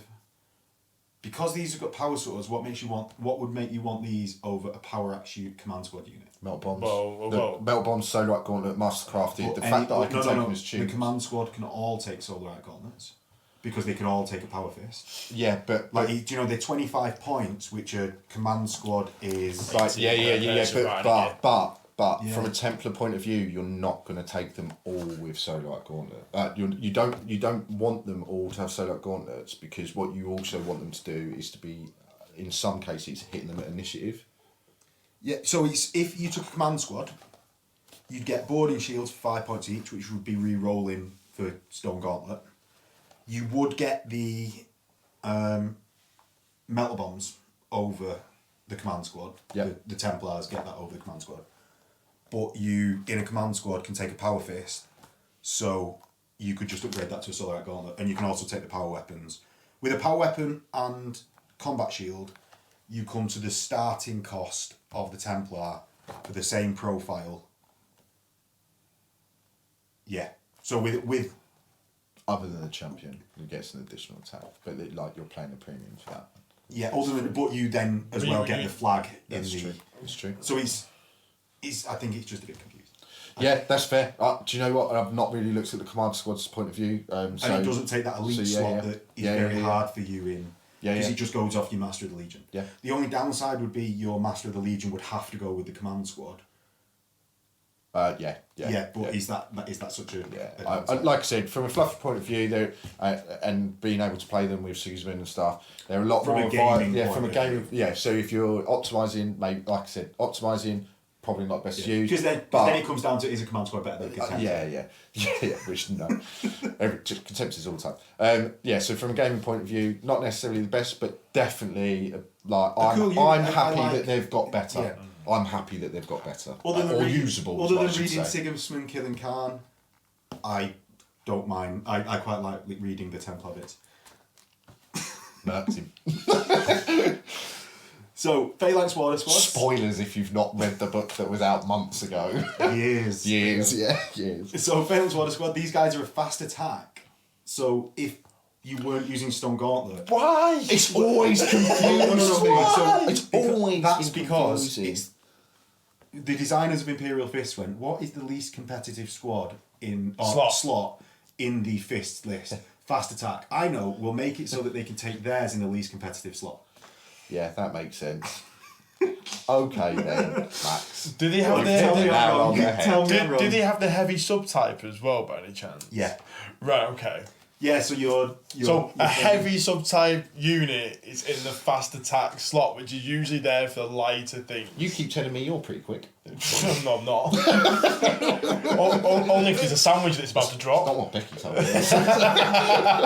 So you go through this, Connor. It'll pay me to do it. So they're awesome. It's as simple as that. So basically, awesome is an understatement. Yeah. So the Phalanx Warders are always good. They've changed a few things. They've got the 2 sort of special rules now, which is Shield Wall and Lockstep. Previously, they used to gain a counter attack and so on, which they've lost. Importantly, they've all got boarding shields for the Stone Gauntlet. Yeah. Rule. So Phalanx Warders come. They've all got power axes. Yeah, all come. Yes. So they all. Yeah, basically. So they've all got boarding shields. Now they all, as standard, come with power axes. In the last edition, you used to pay the points for them. We had this sort of discussion on that previously. Their two main rules are lockstep and shield wall. If a unit includes at least 3 models with the lockstep special rule and is not locked in combat, all friendly models in that unit gain a bonus of +1 weapon skill for the duration of any assault phase, which they're successfully charged. So if you're charging them, they're gaining an additional weapon skill, which is fantastic. And from a shield wall point of view, models in the unit with boarding shields, which are in base-to-base contact with at least 2 other models with boarding shields and are neither falling back or pinned, may add +1 to their invulnerable saves to a maximum of 3. Friendly models with independent character special rule that have joined the unit of Phalanx Warders also benefit with this rule, as long as the unit includes 3 models with the shield wall special rule. Wait a minute. Damn it! Yesterday I could have got Sigismund on the 3 ups from that, and I did not think of that. I completely forgot. Anyway, so No, he's models in the unit with boarding shields, so he's not got a boarding friendly shield. models with the independent character special rule that have joined the unit. So they don't have to have. That's the bit that I didn't read properly. Sorry, everything. So, that's made it slightly better than what I've realised in some sense. Right. Oh my God. Can I, just before you go on to that, there's a bit of Wargear as well. They all get breaching charges as well. So breaching charges are now strength 10 attack against fortifications. Yeah. Oh, is it only? It's not the at initiative. Can you not do it on vehicles either? No, it's just fortifications. Ah, right, okay. So just go through the Wargear a little bit as well. In 2.0. It actually was. So go through their Wargear a little bit as well. The Sergeant may exchange weapons for such as Power Fist, Thunderhammer, so like Gauntlet, etc. This is what we spoke about earlier. They are in the same list. Right, so what we were thinking before was that you might be able to take special weapons on a separate list than the 5 for Thunderhammers, meaning you could take 4 plasma guns and 4 Thunderhammers. You can't. They also can all take metal bombs as well. Is it a flat rate? Yeah, flat rate, 50 points. So they start at 10, so it's just the normal. 50. So the reason that if no one's really worked it out in terms of why the unit's so good, they are 225 points, so they've increased in points value from the last edition, which they needed to, I suppose, with the way this edition works. Well, no, because originally in the last edition they were really expensive and not viable. And then they dropped the points, which made them a viable unit to take. Whereas now, now they were still struggling because breaches were the main thing. Yeah, you had to take. And you had to take breaches. Now they've flipped it the other way. The points increase is justified. And 1,000 breach ahead got ripped off. Yeah, immediately, and shields changed and whatever else, and I just drew on the back Phalanx Warder. So the reason they're such a good unit, with the Stone Gauntlet gaining the rerollable invuln, you can give them effectively a 4-up rerollable. Which is a 25% chance of failing rather than a 66% chance. The only thing that's changed a little bit is previously in the last edition for the sort of toughness of Stone Gauntlet, it was just unit coherency. To gain the additional invuln, they have to be in base-to-base combat. So if you buy an Imperial Fist, buy lots of fantasy trays, just put them all together and say they're always in base-to-base, and whoever tells you otherwise, get fucked. Basically, because that's what I'm going to be doing. You're basically going to be wheeling and marching without the combat res for the... Exactly. Yeah. So, I mean, look... +3 rank bonus, mate. Yeah, it's +3 rank bonus. To sum up, really, really good unit. Take them. Yeah. If you take a Stone Gauntlet, you've got to take them anyway. What I will say is I run them as 15-man. Which does make them a lot more expensive. That is worth saying. But I think it's a better thing to do because of the way lockstep works and because of the way the shield wall works. By running them as 15-man, it's a lot more difficult for people to take them when they're sniping and shooting. It's really, really difficult for them to effectively lose their bonuses because they've been shot at. Yeah. Whereas if you're taking them as 10, it is a little bit quite easier to be able to start knocking out their bonuses. What's the minimum size to get the benefit of Stone Gauntlet now? Because it used to be 5. No, it didn't. It used to be 3 models. Was it always 3? 3 models. Right, you carry on waxing. No, that's right. So effectively, it just makes them a massive. There's no minimum that I can see for the re-rollable. It's a unit coherency though, so it's with two other models. So it's three. So yeah, really, really good unit. The re-rollable in Vuns is massive. As I said, I sort of take them in a 15-man unit because it just means that you can't sort of take them out of that unit coherency. Take them. Well, you can't. It does make it difficult. And something I realised yesterday, which is really big, the shield wall side of things is if you're charging, you're not losing the additional invuln as long as they're still in base to base. There's nowhere does it state that if you charge, you lose this. It just says if they're falling back or pinned, like add a +1 as long as they're in base to base. So whereas before in Stone Gauntlet you was using your toughness fight, you lose your reroll from a Stone Gauntlet point of view, but you don't lose the additional +1. So when they're in base to base, yeah. So you charge. I love how Phil needs this clarity. Yeah. No. I need just because it's so unbelievable. I need to get this in my head. You charge. So you've got the ones at the front that go into base to base, and then your initiative step, they're the ones that are behind your engagement range, and the ones that are behind that, then when they're doing their piling, they'll have to move. So is it just incoherency? No, just keep them in base to base with with two of my other guys, and they're keeping the invulns. So your first rank goes. But they would have to. They have to move into an engagement range. But if you're 15-man, you're going to have a lot that's still in base. I'm not going to be able to make that. And they're still going to be in base to base with each other as a unit. So you're still getting those invulns. Because you can position them how you want. I position them how I want. And the piling step, you don't have to pile in when you charge. You only have to pile in at the end of the round. At the end. I get that. I just think that it's really... Where are Huscarls? Okay. I'm just pulling it up while we... I didn't even look at the thing. They're on the Warcom thing under a PDF. Oh, is it it's in a campaign one, right? They've got two PDFs. One's Legacies, or Legendaries, whichever it's called. We're going to stop here quickly. While we look that up in a minute. I was just doing it while you guys were talking about this. Because I've got nothing more to add. Yeah. So, Phalanx Warders is really, really good. Take them. I've got the first one on the... Yeah. Right, so let's go into Huscarls, because that's the last special unit. Let's just not. And I really like it because Connor is so excited about this unit. I hate them. So they're 0 to 1 Huscarls, 275 points each. Weapons, they're all Cataphracti Terminators, which I love. They're... You're such a dick. They're all... Well, they should all be Cataphracti with these Storm Shields. They're 3-ups, for God's sake. They've all got Vigil Storm Shields. They've all got power weapons to start. It's 50 points for an additional Huscarl. And plus 10 points for a Solarite Gauntlet. You can take grenade harnesses if you want to take power swords and lose the game, but you're not going to. You're going to take Solarite Gauntlets and the shields that they just come with. You get Iron Bulwark. As long as there are at least 3 models in this unit, they gain Battle Hardened 1 when they are charged. And it's only that one assault phase in which they are charged. They're also a retinue, so they've been taken by a Master of the Legion. Do you want me to start? No, not really. No, I will. Huscarls are a really balanced unit because they have Cataphracti armour and a Storm Shield, which is really how it should be done. They've also got the Weapon Skill 5 all the time, so they benefit from the best Sol, Master of Sol, Warlord Traits, so they'd be Weapon Skill 6. Battle Hardened 1 on when they've been charged. It's not as good as the Deliverers, Battle Hardened 1 all the time, but also it fits in with their Storm Shield. They're a really balanced unit, and you should... In any other list in the game, they'd be S tier.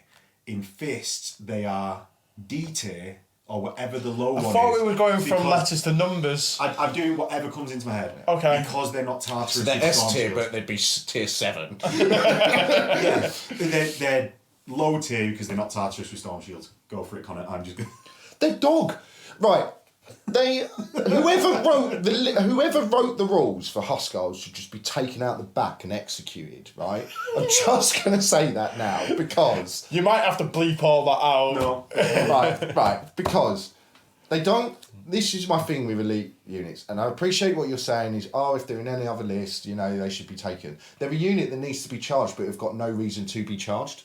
But that's just part of the game. No. But that's like any Terminator unit with Storm Shields. Fine. So you spend your 275 point unit that's really, really good that I'm never going to touch, and I'm never going to come near. You're going to do your advanced reaction with them. But you're not ever going to get close enough. And if you don't charge me, I charge you with my Solar Arc Gauntlets and get +1 attack. So what? Like I do that with the Solar Arc Gauntlet doesn't. The Solar Arc Gauntlet in that scenario isn't the difference, because the damage output is effectively going to be the same in terms of like throwing on a Power Fist from Terminator. So my point is, they're no different to a normal Terminator squad, apart from all their benefits from being charged. In survivability, because you already have Tartarus, which are too good. But they've got no. But I just don't agree. They're just not good. Like I don't think they. As soon as we're now in this book with Tartarus with Storm Shields, which can sweep, because these importantly can't sweep. Tartarus with Storm Shields sweeping are 100 times better than this. I agree with that. But then, and that's why I hate Huscarls. So basically, my biggest thing with them is I don't think they need to be better. I think they need to be different, and that's what I've said to a lot of people. It's just it needs to be. I'd like them to need to be a different function. They just need to be different to what else you can take effectively. Now, I just don't think they are. I don't think they've got any real place in any of the league. Like they've not got a place in an Imperial Fist list other than being really fluffy, and they go with Dorn. And even then, you might as well just take Terminators and just say, it's just fluffy. Well, the Terminators. The thing is with that, so from one thing, just going through this, and it's like giving a great insight for me for Imperial Fist. Everything seems really aggressive. Really, really aggressive, and which is what Imperial Fists are, because if you look at them going to 40k with Black Templars, they're all really aggressive and stem from those roots. Well, it's weird. No, they're the siege defenders. Iron Warriors are written to be really defensive in their rules, but they're the attackers. So they're really aggressive in everything they can do. You can see that from the advanced reaction. You can see they've got really good combat ability. And then you've got Huscarls, where you're trying to bait somebody to charge you, but I'll be like, well, no. Yeah. I'll just ignore them. I'm struggling to deal with the rest of the list. Well, I've got 2 Phalanx Warders list that I need to try and do something with. One thing that would just make them a little bit more viable is if you gave them, because they can't take anything shooting. So if you just gave them something that gave an output, what they should it do, might they convince should people to shoot them. Fulminataris launchers on the top. Yeah. Oh no, I've got something better in this. I reckon they should be able to odd job their Solar Arc Gauntlets at people. And just literally fling them off. The shield. Just no longer have a 3-up save, but you've been Thunderhounded at 24. Yeah. 24, that's a bit short compared to the rest of 36 at least. Yeah, it's an Imperial Fish unit, so it needs that. They're all going to have... Can throw that a little bit further? They're all going to have Captain America shields sitting on two. So basically for me, Huscarls are a big, as far as I'm concerned. I'm so glad they got rules, and then I was so disappointed at what they were. And it's just because they're not different, and that's my biggest gripe. That's it. If the shields weren't just a generic piece of Wargear for any Terminator squad, and then these were the ones these are the ones with shields. It's because we don't need a big, because every time me and Connor see each other, this is what we discuss. Amongst other things. Even if you said, if you said, and I'm going to hate myself for saying this, even if you said, Imperial Fist didn't get the Storm Shields, right? But the Huscarls could take Tartarus or the Cataphracti and had Storm Shields. That all of a sudden makes them go, okay, I want that unit. Because they do something different. But at the moment, they just don't do any different. The Solar Arc Gauntlet, I could take that on Terminators anyway. Or even, this could be a good one, as like a mediation point between the two. Every other unit that can take Storm Shields is only Cataphracti. These guys can take Tartarus or Cataphracti. My argument, your benefit is the sweep, so it's more aggressive. My argument comes down to the Dragon Scale Shield of that, but that's the whole... I'm not going to get into that. Just have you still got the rules up on your phone? Yeah. Just have a look at the special rules. Do they get the pseudo stubborn thing as well from Terminators? The inexorable, is it? Inexorable. No, they just get stubborn. All right. Okay. Fair enough then. Because I was going to be like, oh, so they don't... Because I didn't hear you mention it. It's so they don't even get inexorable? No, they get deep strike base. They get relentless, obviously. Stubborn base. So they get stubborn base, which is good. Yeah. Which is better than ignorable. Yeah, it is. Does it change your viewpoint entirely? No. because ultimately, in the majority of the cases, especially considering from an early stage, we've realised that characters are king. You're going to be putting them with Dorn, or you're going to be putting them with someone else who's fearless, or whatever. Maybe if except at Melos. Well, this is the thing. They might. Yeah, except at our events, because all characters are still bad. Because you've got to have your own imagination to exactly. So maybe in that instance, when you're playing the more narrative with characters out of it, yeah, maybe. But even then, I'd do what I do at every Melos and put a character and make him as killy as possible, get as many kill points as I can, and then go, cool, he's going to get stubborn. And then get a bag of sand for doing that. A bag of sand. So, shall we go on to normal characters? Phil, do you need to exit? I do need to exit, and also I can't stomach going through even more bullshit that is the Imperial Fists, in all honesty. Basically, we've played yesterday and feel lost. I am really sorry about that, but I'm not going to go into that right now. Yeah. I'm going to go and bite my fist in my car for half an hour and then drive home. Into a pillow. Oh, yeah. Right, so next we're going to do Sigismund. Was he Death's champion? No, that was his lead warlord trait, wasn't he? Oh, he's still Death's champion. Oh, he is still Death's champion. So the ultimate duelist, the best Space Marines I've ever seen. Bite your tongue. This is my time now.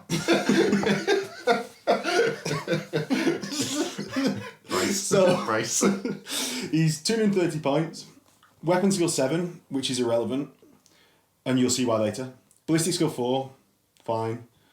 Strength 4, toughness 4, 4 wounds, initiative 5, 4 attacks, leadership 10, which is irrelevant, and save 2 up. The reason it's irrelevant, those things are irrelevant, because he's fearless. He's obviously an independent character, master of the Legion. He's fearless, eternal warrior. He still is.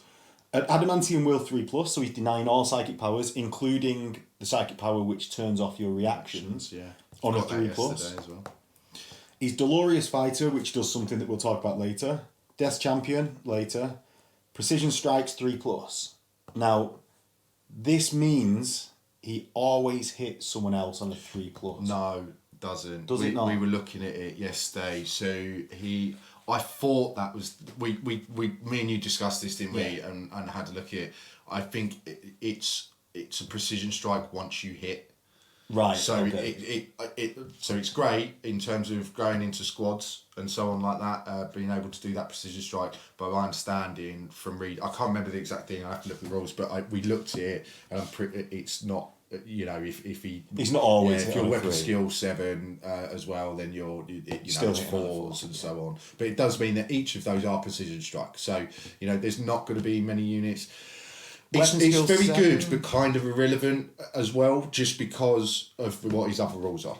Right, effectively. So Slayer of Kings, if he's your warlord, he automatically has the Slayer of Kings. So that's Sigismund's controlling player gains +1 victory point in addition to any gained by mission objectives. And all units in the same army as Sigismund that include one model with Legion Astartes Imperial Fists. If you slay the warlord, you gain +1 victory point. If you have Imperial Fists, you add +1 to the combat res in assaults. This doesn't stack with other rules that increase the assault result, so it doesn't stack with Vexillas. No, so basically, if you've got effectively, if he slays the enemy warlord, it's the same as what he had last time. So if he slays the enemy warlord in a challenge, I believe, in a challenge, then it's +1 victory point, and which is big. That can pip it. It is big, but I in a moment I will go into why it's not very good. Now that's not saying Sigismund's good, because he's my favourite character and he's an amazing choice. But from a warlord, from his army-wide +1 combat res it's not the best warlord trait. +1 reaction in the movement phase, not the best. No. +1 victory point if you slay the warlord with him, which you'll be trying to do anyway. I think it adds up with who he is as a character for only 230 points. And let's finish the character. Yeah, right. So it's very thematical, but from this point of view, and again going from the first, because he had the exact same in the last one, trying to get the enemy's character in a challenge is a very hard task. Yeah, but that's should be the case. It shouldn't just be like, oh, I've got the Warlord Traits, so... I agree with you, but I'm just saying, so from that point of view, it's not buffing your army elsewhere, really, until that's done. So you can go games without effectively having a buff from his Warlord trait. That's what my point is. Because the +1 combat rate is only once he's done that. So it's not... Whereas a lot of other ones, you're buffing your army throughout the game. That is very situational. And if I'm doing it turn 5, turn 6, which maybe I will get to do, yes, an extra victory point, great, but the rest of the buff. So in that sort of side of things, that bit's not great, but that's the only thing I can say that's not good about it. Yes, because this can't just turn into us saying Sigismund isn't the best. Yeah. Because Sigismund is the best. So, Sigismund in any unit... I'm going to clip that. That's going to be my ringtone. So, Sigismund in any unit, because you don't even have an iPhone. No. God, I'm going to buy you an iPhone just so you can't do that. So, Sigismund in any unit that he joins against +2 distance to charges and sweeping advances to any of them that he makes, including his unit. In addition, Templar Bretheren may be taken as troops choices. Yeah. So this goes back to the Templar Bretheren point of all what we were saying before, because he can do that anyway. You can take them out of those elite slots. But with Sigismund in there, they can't be compulsory.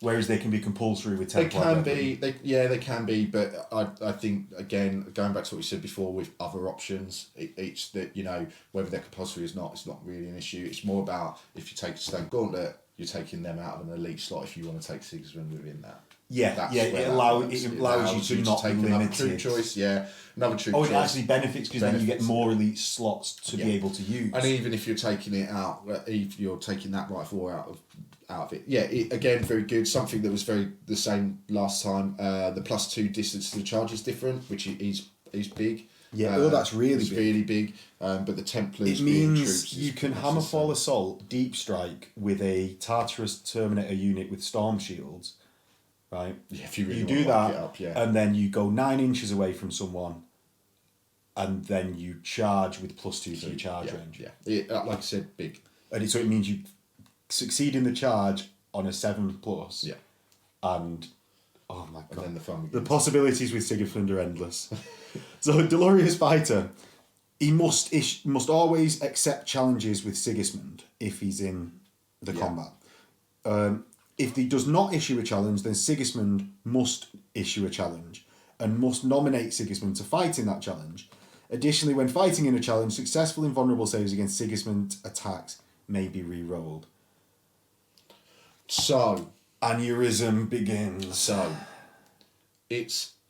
the rules changed slightly from the last edition. Yeah. So he could always have the re-rolling invuns in the challenge in the last edition, which was fantastic.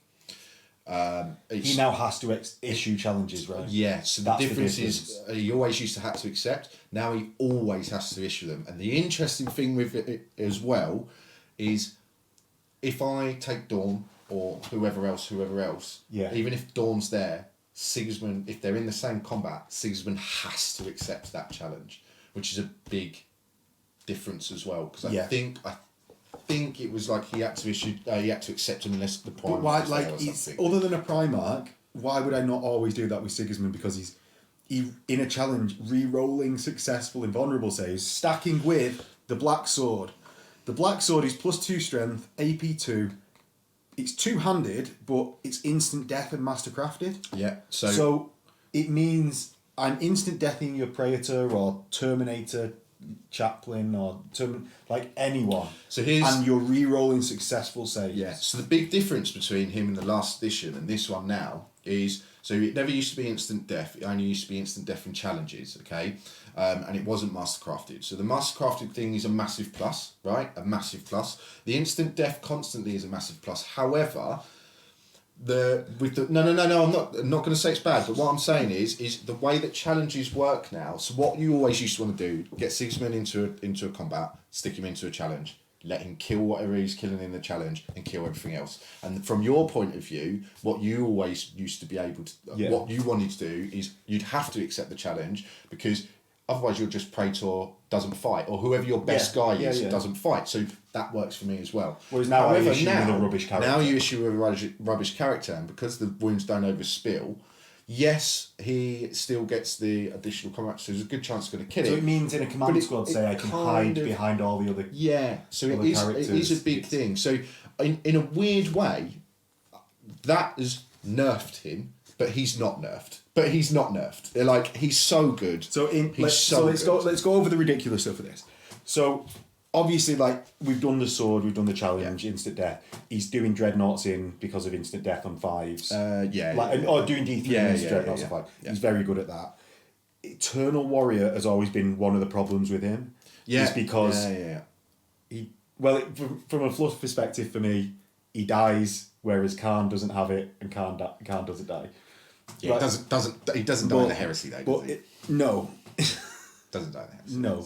But why these other characters that don't die at all? Well, they do. But anyway, so like Sigismund, one of the best characters in the game. Always has been. Yeah, that's not changed. It's not changed. My biggest thing is his points are great as well. Easily one of the best characters in the game. He's almost an auto take in all Imperial Fists lists if you can take characters. There's a couple of things around it that means you might take something slightly different. Until we get to... the big... Yeah, until we get to... But one of the things that's really interesting from my point of view, which is good with Sigismund, is it's if he's chosen as the enemies, as the Warlord. So if you take a Praetor... You don't have to take Sigismund as your Warlord. You mean to get that Warlord trait which you don't like? Yeah, so I can still have Sigismund and have all his buff and have the Master of Soul. Yeah, and I can have the Master of Soul if I wanted to. Right. Potentially, or one of the other characters, which is really cheesy but really good. Probably way too good, really. Yeah. He's the first captain. He should be the Warlord. Unless Dorn's there. That is what it should be. Isn't that how it used to be? I don't remember, to be honest with you. I think it did. All the other characters used to be like that. It should be like that, but it's not. So, yay. more horrible things. So, I think that's Sigismund. Yeah. Good. Amazing. Perfect. So that's Sigismund. He's so good. Pollux. Now, Pollux is... Right, so let me first say this. A normal Praetor is 120 points. A normal Praetor is 120 points. If you want them with a Paragon Blade, that's 150 points. If the Paragon Blade is Master Crafted, that's 160 points. Sigismund is 230. Mm-hmm. Definitely worth it over the Praetor. Which has probably helped actually with the Praetors being less, because the biggest thing with Sigismund in the last edition was that he was like 10 points difference. But so I'm still saying good, but I'm just saying in comparison now, the Praetor dropping has helped, but Sigismund still needs to be want Sigismund more than the Praetor. Yeah, definitely. Pollux, 185 points.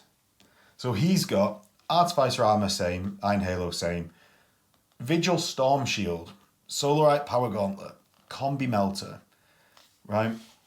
So then he's got the heavy type, so he's re-rolling against any blasts that aren't 2-up. Yep. He's Master Legion independent character. No, he's re-rolling against 2-ups anyway. Why? Because he's got a 3-up re-rollable. Yeah. Oh no! No. Because you won't. Yeah, because you won't.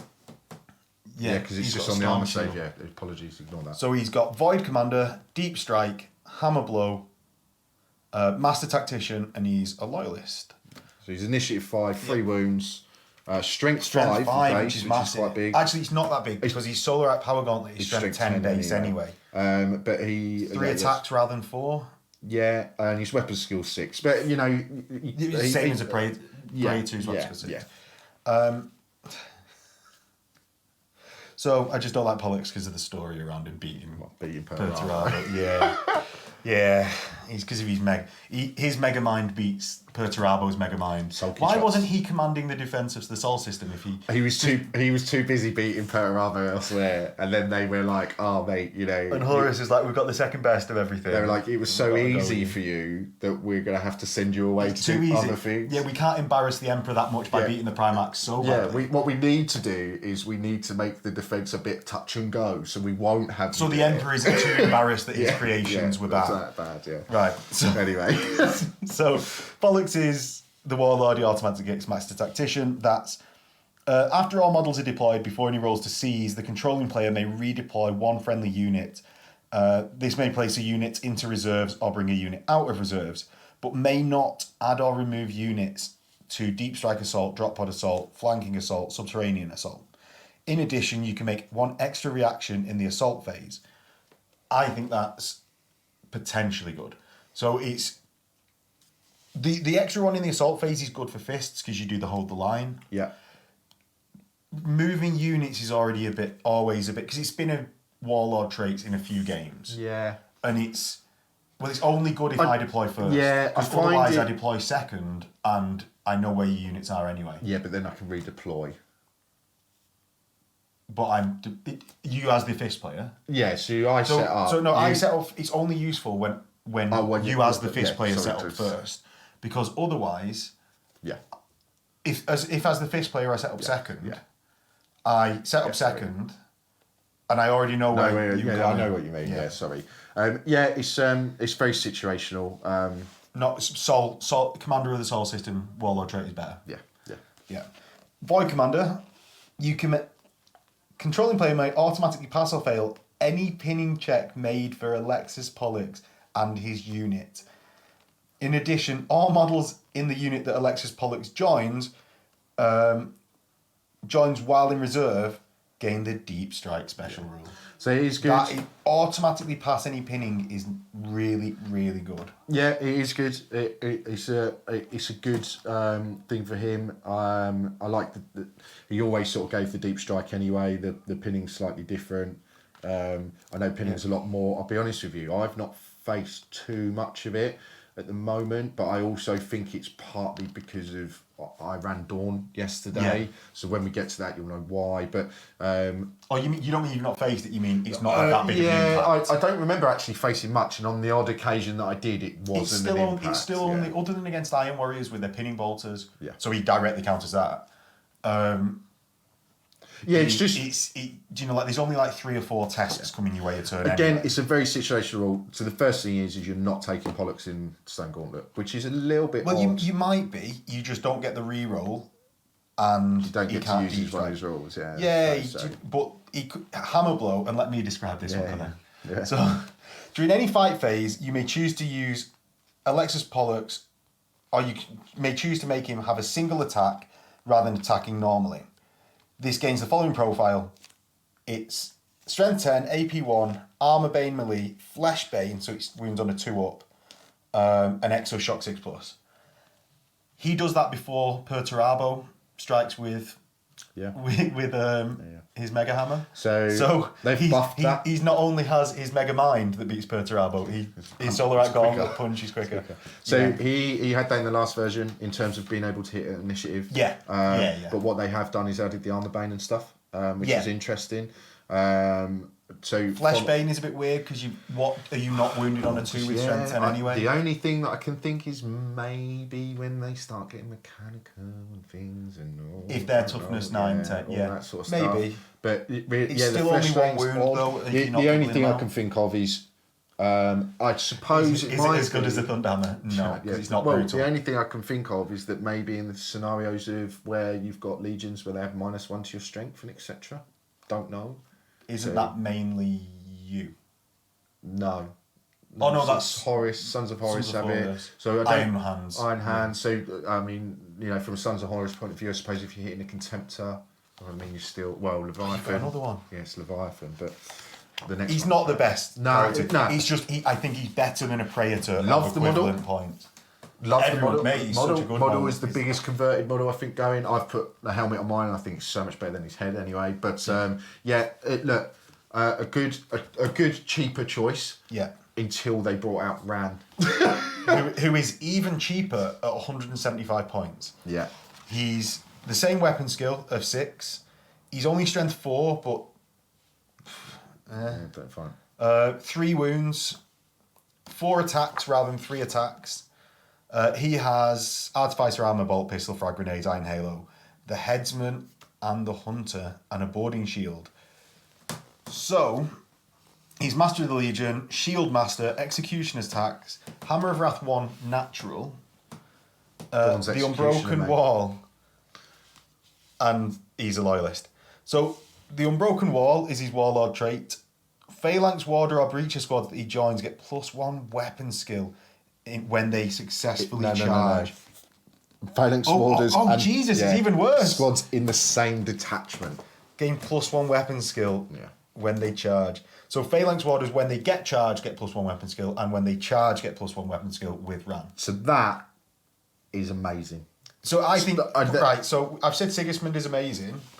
As an army buffer. As an army buffer, Rann is an auto take if you're taking. Right, well, okay. What you do is you have Sigismund as not the Warlord, and then you have Rann as the Warlord. If you're not taking Primarchs, you take Fafnir and Rann. If you're taking Stone Gauntlet, that is what it is. If you want that is what it is. So if you're not taking a Primarch and you're taking Stone Gauntlet, you take Rann, because that additional weapon skill onto Warders makes them so much more scarier in terms of not just being charged and charging. So it's huge. And then I love these rules.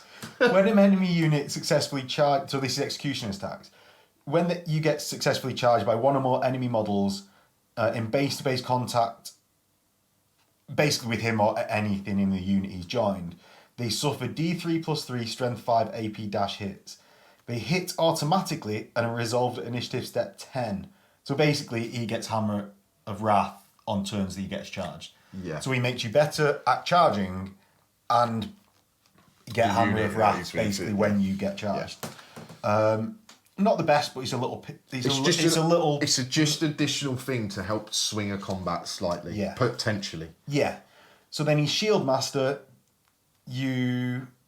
When he's locked in combat and his controller player has chosen to use single axe profile, all hits inflicted by the model must while hits on him must reduce their strength by 1 to a minimum of 1. When using the twinned axe profile, this grants no benefit.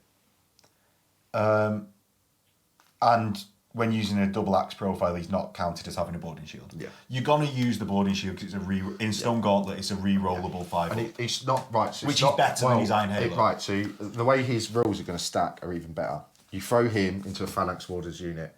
He's got an Iron Halo, which is his invuln, so he's immediately a 4-up anyway. Okay, and then he's got a boarding. Then he gets the +1 because he's an independent unit character in that. It's now, and he's got a boarding shield, so his invuln becomes a 3-up rerollable potentially. No, so he gets a 4-up from the +1 to the boarding shield, or he gets 3-up invuln.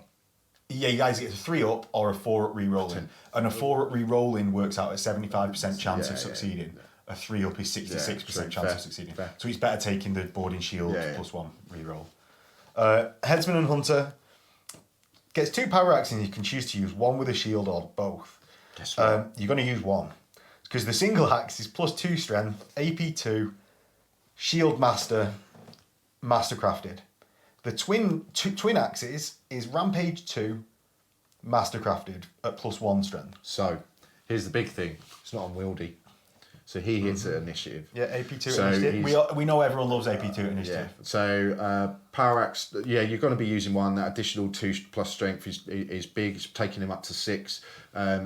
In the odd scenario, I suppose you might use the rampage, depending on a scenario. If you really want to chop through a unit, I suppose. Yeah. But realistically, you're always going to be using a single axe. I like how his this is all the comment I'm going to make on this, and you can just do it. Yeah. I like how the picture at the bottom of the page is not Rann; it's an empty street. Yeah. Do you want to know why that is? Is because artwork of Rann come out, which was amazing, and then they made the model, which was not so good. He's a great unit. I didn't use him yesterday. I did write a list with him. I didn't use him because I was just trying out other things. He is someone I will use in my list where viable. I think he's an immediate take over Pollux. Well, he's 5 points more than a preator, and a lot better. He's better than Pollux, even though he gets one attack. I think, and he buffs the army so much more than Sigismund. And he's 60 points cheaper. He's almost better than Sigismund. Yeah, Sigismund has his own role. But Rann is almost better than I think if you want to be a bit more optimal outside of Primarch, you're taking both. You're finding the points for both somehow. Yeah. Would you take Dorn? Oh no, Rann's, a lot of his benefits come from the fact that he's Warlord, isn't it? So you wouldn't take take Dorn and Rann necessarily. However, I've just read the top bit of that, unless the Primarch rule says that you have to be the Warlord. We'll assume that it was. Yeah. Because I've just switched to Dorn. Which, Yeah. But anyway, Yeah. like Anyway, a wrap up of Rann is Yeah, using with a single axe unless you're really not going to take any damage. Yeah. It's AP2 at initiative. Your Phalanx Warder squads, which are re-rolling their 4-ups, become so Instant much more gauntlet, aggressive yeah. and more aggressive and harder to hurt. Yeah. You're taking, basically, to wrap up with Rann, you're taking Rann in Stone Gauntlet where you're not taking Primarch. You are taking Rann. You are taking Rann as a character if allowed. That's it. If you can take character, yeah. Yeah. So Dorn, I'll read it. You go through it. I'm going to leave. That's fine. That's fine. So, Rogal Dorn, 435 points. 435 points. You read it out. I'm looking at Perturabo while we're doing this. Yeah, you can be a bit upset. I can keep the sponsors in. Keep them entertained. So, Rogal Dorn's stat profile, his movement 8, which I believe a lot of the Primarchs are. Weapon skill 8, which is obviously quite One good. more than Perturabo. And he's one more move as well. Just noticed. Well, Perturabo went down in weapon skill this edition. Okay. So he used to be one of the prime because he beats Angron in the book. This isn't a Iron Warriors thing, but I'm just going to point out. See, he's 10 points cheaper. What are you worrying about? Anyway, Rogal Dorn, movement 8, weapon skill 8, which is very good in terms of the Primarchs. Obviously, he is the only person with a confirmed Primarch kill, so that's why. No, he's not. Ross has got one. He's just not in the books. Ross is not confirmed. It is confirmed. It's just not in the books. No, I didn't see anyone. No one saw it. No, they just don't talk about it. They're not allowed to talk about it by edict. No one saw it. And plus, he kills someone. Perturabo breaks multiple Primarchs. And he bends Angron to his will. And he beats him in combat. And then withholds. Before we go into Ferrus Manus as well, obviously dying to Fulgrim. No one saw that as well. That's just really? Yeah, that's just hearsay. Hearsay, Your Honour. Objection. Right. Anyway, so weapon skill 8, ballistic skill 6, he's strength 6, toughness 6. He's got 7 wounds. I've only got 6. He is initiative 6, 6 attacks on the 6 attacks. Sorry, leadership 10 plus. By the plus, by. Yeah, plus 2 usual sort of things. His special rules are Bulwark of the Imperium. He has Crusader, Furious Charge 2, Deep Strike, and he's Loyalist, and he's Primarch. So his Warlord trait. If chosen as the army's warlord, Rogal Dorn automatically has the Sire of the Imperial Fists Warlord trait and may not select any other warlord trait. All models with both the Legionary Astartes Imperial Fist rule, Special rule, and the character subtype in the same army. This is why we weren't letting Connor read before. Same army as Rogal Dorn may use his leadership characteristic instead of their own, and any unit they are part of may add +1 to the total number of successful wounds caused for the purpose of resolving which side has won a combat. So basically, you get +1 to combat res across the entire army. Yes, for the purpose of finding out who won. Yeah, combat res. Yeah. You're using his leadership for all your units as long as their sergeants aren't dead. So that's leadership 10. Yeah. And the next bit is, in addition, the controlling player may select a reaction in whatever phase they basically choose. So you get +1 reaction, but it's not limited to phase. So you do that at the beginning of the game. Oh, so you choose it at the beginning. So you don't choose it everyone. You at the beginning, before any models are deployed onto the battlefield, during the choosing phase, their opponent's turn. And he might actually choose going to the additional reaction to not have to use it in the assault phase, because normally you as a fist would you hold the line a lot. Yeah, so you could do it as anything, but realistically, what I found yesterday was using. I chose it to be in the opposing team's assault phase. Oh, really? Even though you've got Bulwark of the Imperium? Yeah, because it's the multi-reaction. Yeah, so you pick it at the beginning of things. So from an Imperial Fist point of view, what you want to be doing realistically in a Stone Gauntlet is having that in the assault phase, because then you're either holding the line to make people disordered, or it could be the disengaging. But so what I was thinking was his Bulwark of the Imperium rule. Any successful charge that targets Rogal Dorn or his unit always counts as a disordered charge. Yes. So that means you actually don't need to do the assault phase hold the line as often, because your main unit, which is going to be stuck in, Yeah. So that's massive. That rule's massive. Yeah. So to be fair, I played James yesterday with his Ravens, who he's like sort of tuned up. Yeah. And they wrecked. They really did. But to be fair, well, everyone can see that last week. Last Saturday on the they wrecked massively. And fair play to him. He's tuned them up well. And sort of I'm working out my lists a little bit at the moment, but it clearly smashed me. But what I did find for him to sort of take Dorn and the Terminator unit that I had with him, which was about 7 Terminators. Yeah. It took 2 Dark Fury squads, one with both with 3 sergeants in Corax.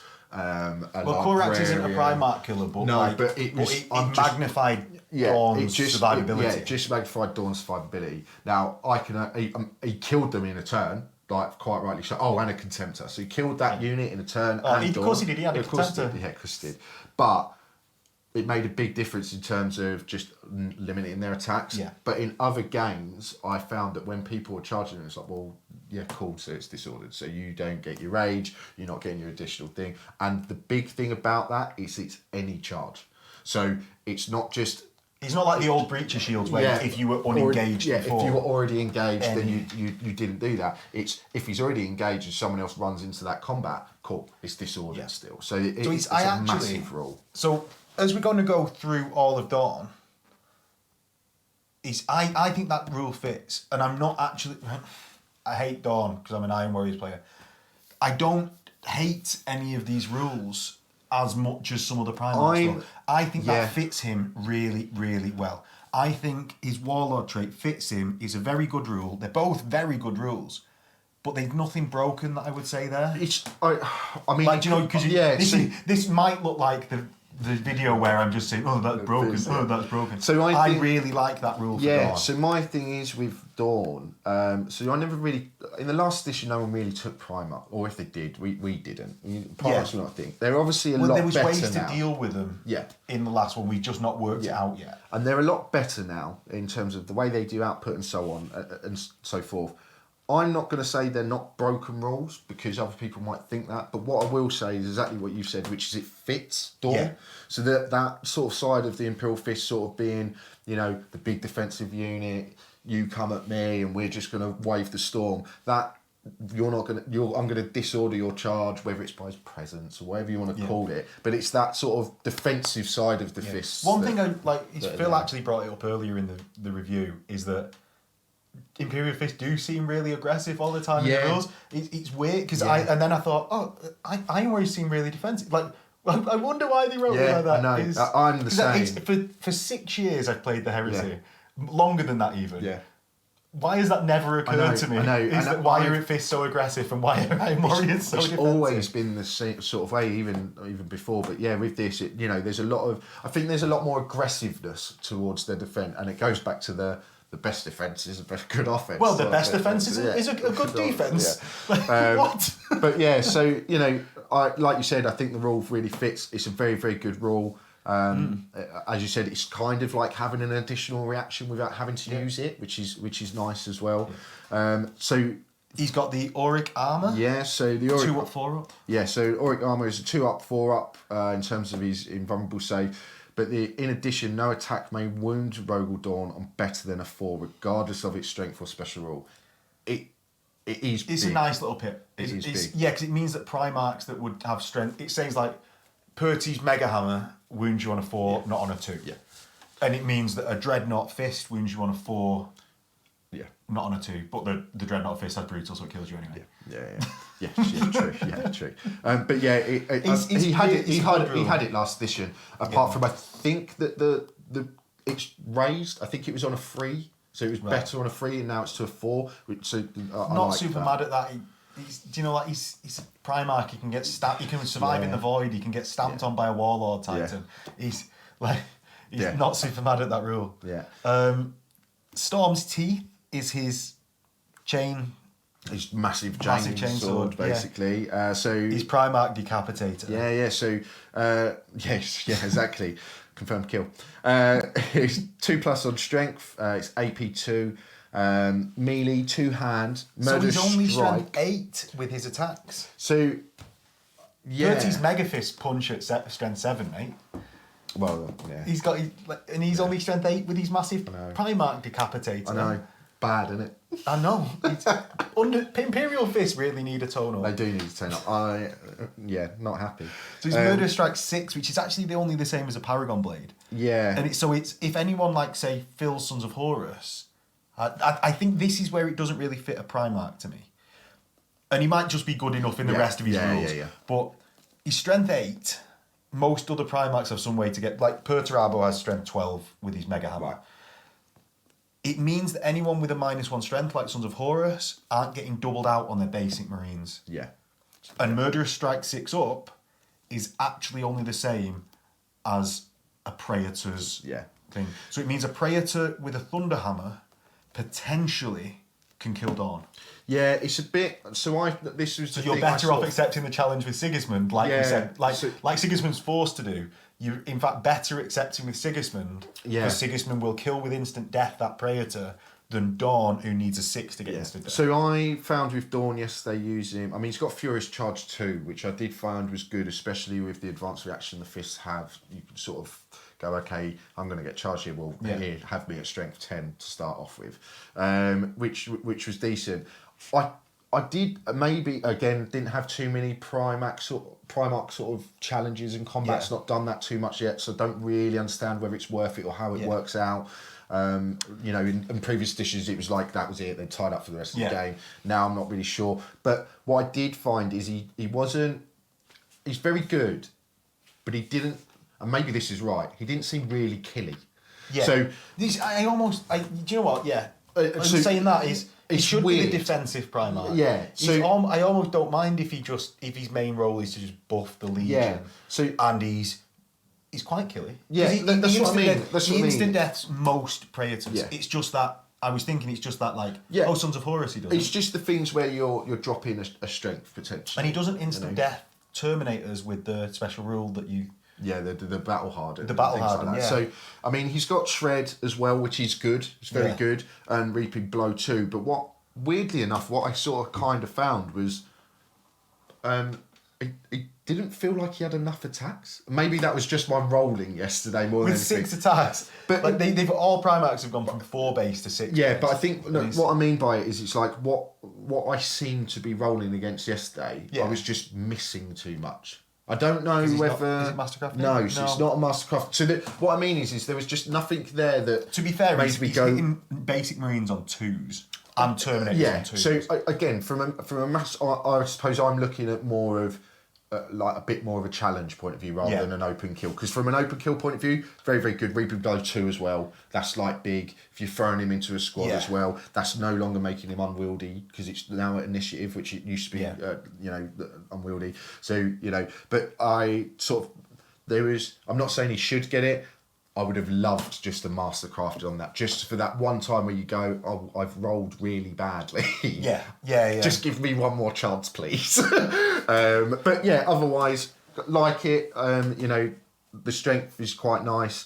Overall, pretty good. He's got his Voice of Terror as well, which is his bolt gun. His mega bolt gun.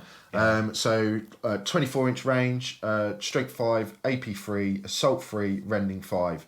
Funnily enough, with this edition, with Primarchs being able to allocate out precision shots, I found that all of a sudden so much better. Yeah. And even if it was from the rending 5 actually makes it all right. Yeah. So so I'm comparing these on everyone because I know Perturabo. Yeah. Perturabo's isn't rending, and looking at that, they're both AP3. Yeah. I've got +1 strength, but the lack of rending means you're taking it Artificer Armor Sergeants. Yeah. Perturabo isn't. Yeah. And it's big. Yeah, and I found yesterday it was, whereas before, again, having a Primarch, if I ever ran them in the last edition, it was sort of with your Terminators and I'm not going to bother shooting and just run at you and then punch everything. Yeah, because any time you shot, it was like, I'm making my charge on now with precision shot, I'm taking the guys at the back. I'm taking your sergeant, I'm taking your... Or even just the guys at the back to make the charge longer. What I did yesterday with him and found out it worked more is... when I was in, the first thing is moving the unit up the board because everything's a little bit quicker. I didn't have them in a transport. I could take pot shots at things along the way. And then when you've got that unit that's there, I go, okay, what I'm going to, like you said, I'm either taking them from the back or I'm going, I'm going to kill your apothecary, I'm going to kill this if I can, or put wounds onto things. Or even on like, I'm taking out your power axe, I'm taking out your because Vox, I'm taking out your augury. I think kinda. still a lot of people are still in the mindset of the last edition a little bit. So your apothecary's at the back because I don't want him to die. Yeah. And my sergeant's at the front because he's going to do it, and the power axe is a bit further. Where actually now it doesn't really matter. Do you know? Massively. Do you know now? You sort of want the apothecary right at the front because that's going to be if I've got precision shots and I'm Dorn. Yeah, you're I don't want to now remove this apothecary because it now makes my charge longer. Yeah. So actually, you want your apothecary at the front. Yeah. Lead from the front, medics at the front. That's what it is. But yeah, sergeant's now at the back. Sergeant's at the back. Apothecary's now at the front. Overall, I really like Dorn. I like the way they've done Primarchs this edition. Yeah. It's made them really viable now. Do you know what? No, I don't like Perturabo. Well, it's true. It's fine. I like Dorn. Yeah. I like Dorn. His disordered charge on everything. He's the defender. He is the defender. He's 2 up, 4 up, isn't egregious. Like, wounding him on a 4 is fine. It's not super egregious. Like, playing Korax when he gets that 4 up shrouded. Yes. When you're allocating to where you want, Korup's 4 up shrouded is like, oh my god, stop tanking on Korax. Yeah. This, well, he's got a 4 up and he's got 7 wounds. You're still going to tank to an amount, but it's not going to feel horrible when you're doing it. Yeah. It's just is what it is. And what Storm you can, is good against what most I could people. do, so I could put him in a warder squad and make him a 3-up. Oh, which I've not. That's thought not too about. bad, but that's not too No, bad. I don't That's hate just your that. legion I don't thing. hate that. Yeah. That's just your legion. Everyone in your legion is And getting 3 up. it's very much the Spartan of the big, in 300 where they've got the ball and Leonidas is in the middle type. Yeah, well, that's it. He's both a Spartan in that way. Yeah. And also he's a Spartan in that he's what gets your unit across the board by tanking everything. Yeah, that's true, yeah. True. So yeah, I mean, overall, really like Dorn's rules. They haven't like massively changed from last edition. It's more his stat profile that's sort of changed. But I like the changes a lot. The additional wound was one of my favourites actually. Well, it's just a simple thing that makes him slightly different. Yeah. Overall, very really good. like Dorn. So yeah, and why don't we just to finish out very quickly? You just very quickly give us your Dorn list that you used yesterday. Oh God. Okay. Yeah. So the Dorn list I use. Oh, this is horrendous. Really. Actually, now I think about it. So now you've got to tell the world. Now I've got to tell the world what I played. Yeah. So I actually took Rogel, Dorn, and Sigismund. I had 2 Contemptor Dreadnoughts, one with a fist, one and a multi-melter, one with a Keres, just because I like Keres, so I tried that, and a fist. I also had 2 Apothecaries. 3 Apothecaries, sorry, with Artificer Armour. I then took 2 15-man Phalanx Warder units in a Stone Gauntlet Rite of War. 2 15-man Phalanx Warder units. Las cannons? So I took 2 15-man Phalanx Warder units. They had like melter bombs, all the sort of upgrades and stuff. I took a 15-man breach squad. With bits and bobs on them as well. I had a 5-man las cannon squad with augury scanner, and then I had a 7-man Terminator unit, sort of going back up to the elites, in Tartarus with storm shields. So no real vehicles. Because, this is one of the things about Heresy 2, and we're a good few weeks into it now, and I think a lot of people will be realising vehicles are not what they were. No, at least in our experience, vehicles are not what they were. There's a lot of things that can deal with them very easily and quickly. You might as well just sprint across the board. I think in terms of it's like they act as a bit of a point sink. So I mean, look, that was my sort of list yesterday. It performed as well. I'm actually going to change it massively. Because you didn't like steamrolling people so much. I did. Well, yeah, but I didn't steamroll everyone. Only James. And that's my mountaintop. So yeah. There's elements of it that just don't I don't really like. I found that the breaches didn't really work massively. I was hoping they would, but there's other options. Well, Phalanx Warders have just got that pip better. Yeah, like they're just so much better now. Yeah. And why would you, if you have the option of Phalanx Warders with that better invulnerable? Why would you take breaches? Exactly. It's just, that's it. That is what it is now. Yeah, and I mean, really, to sum up from a fist point of view, I mean, look. They've We've turned already done into, that. Take everything. Yeah, but they've everything. Yeah, but they've turned into a great legion, really. What do you turned into? Well, because We don't have to do this. We don't have to do this now. They have become a great legion, whether you think it or not. I'm happy that I played them from last edition, so you can't complain about it. I've not jumped on the bandwagon. I was already on it. Okay. Tattoo and everything, mate. Right. So Cool. Yeah, that was the Imperial Fist rundown. If you've made it this far, good on you. You must be an Imperial Fist player, though. Yeah, that was the Imperial Fist rundown. If you liked this content, there's a like button. There's a subscribe button next to Connor's crotch.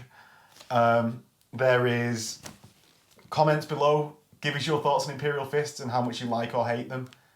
You can probably tell which side we'll be on. If you want to debate what's good or bad, send them my way. I can't. Go for it. Send it my send way. it Connor's way, but also I can't resist biting. Yeah. Is the problem. When it comes to Imperial Fists, I can't resist biting.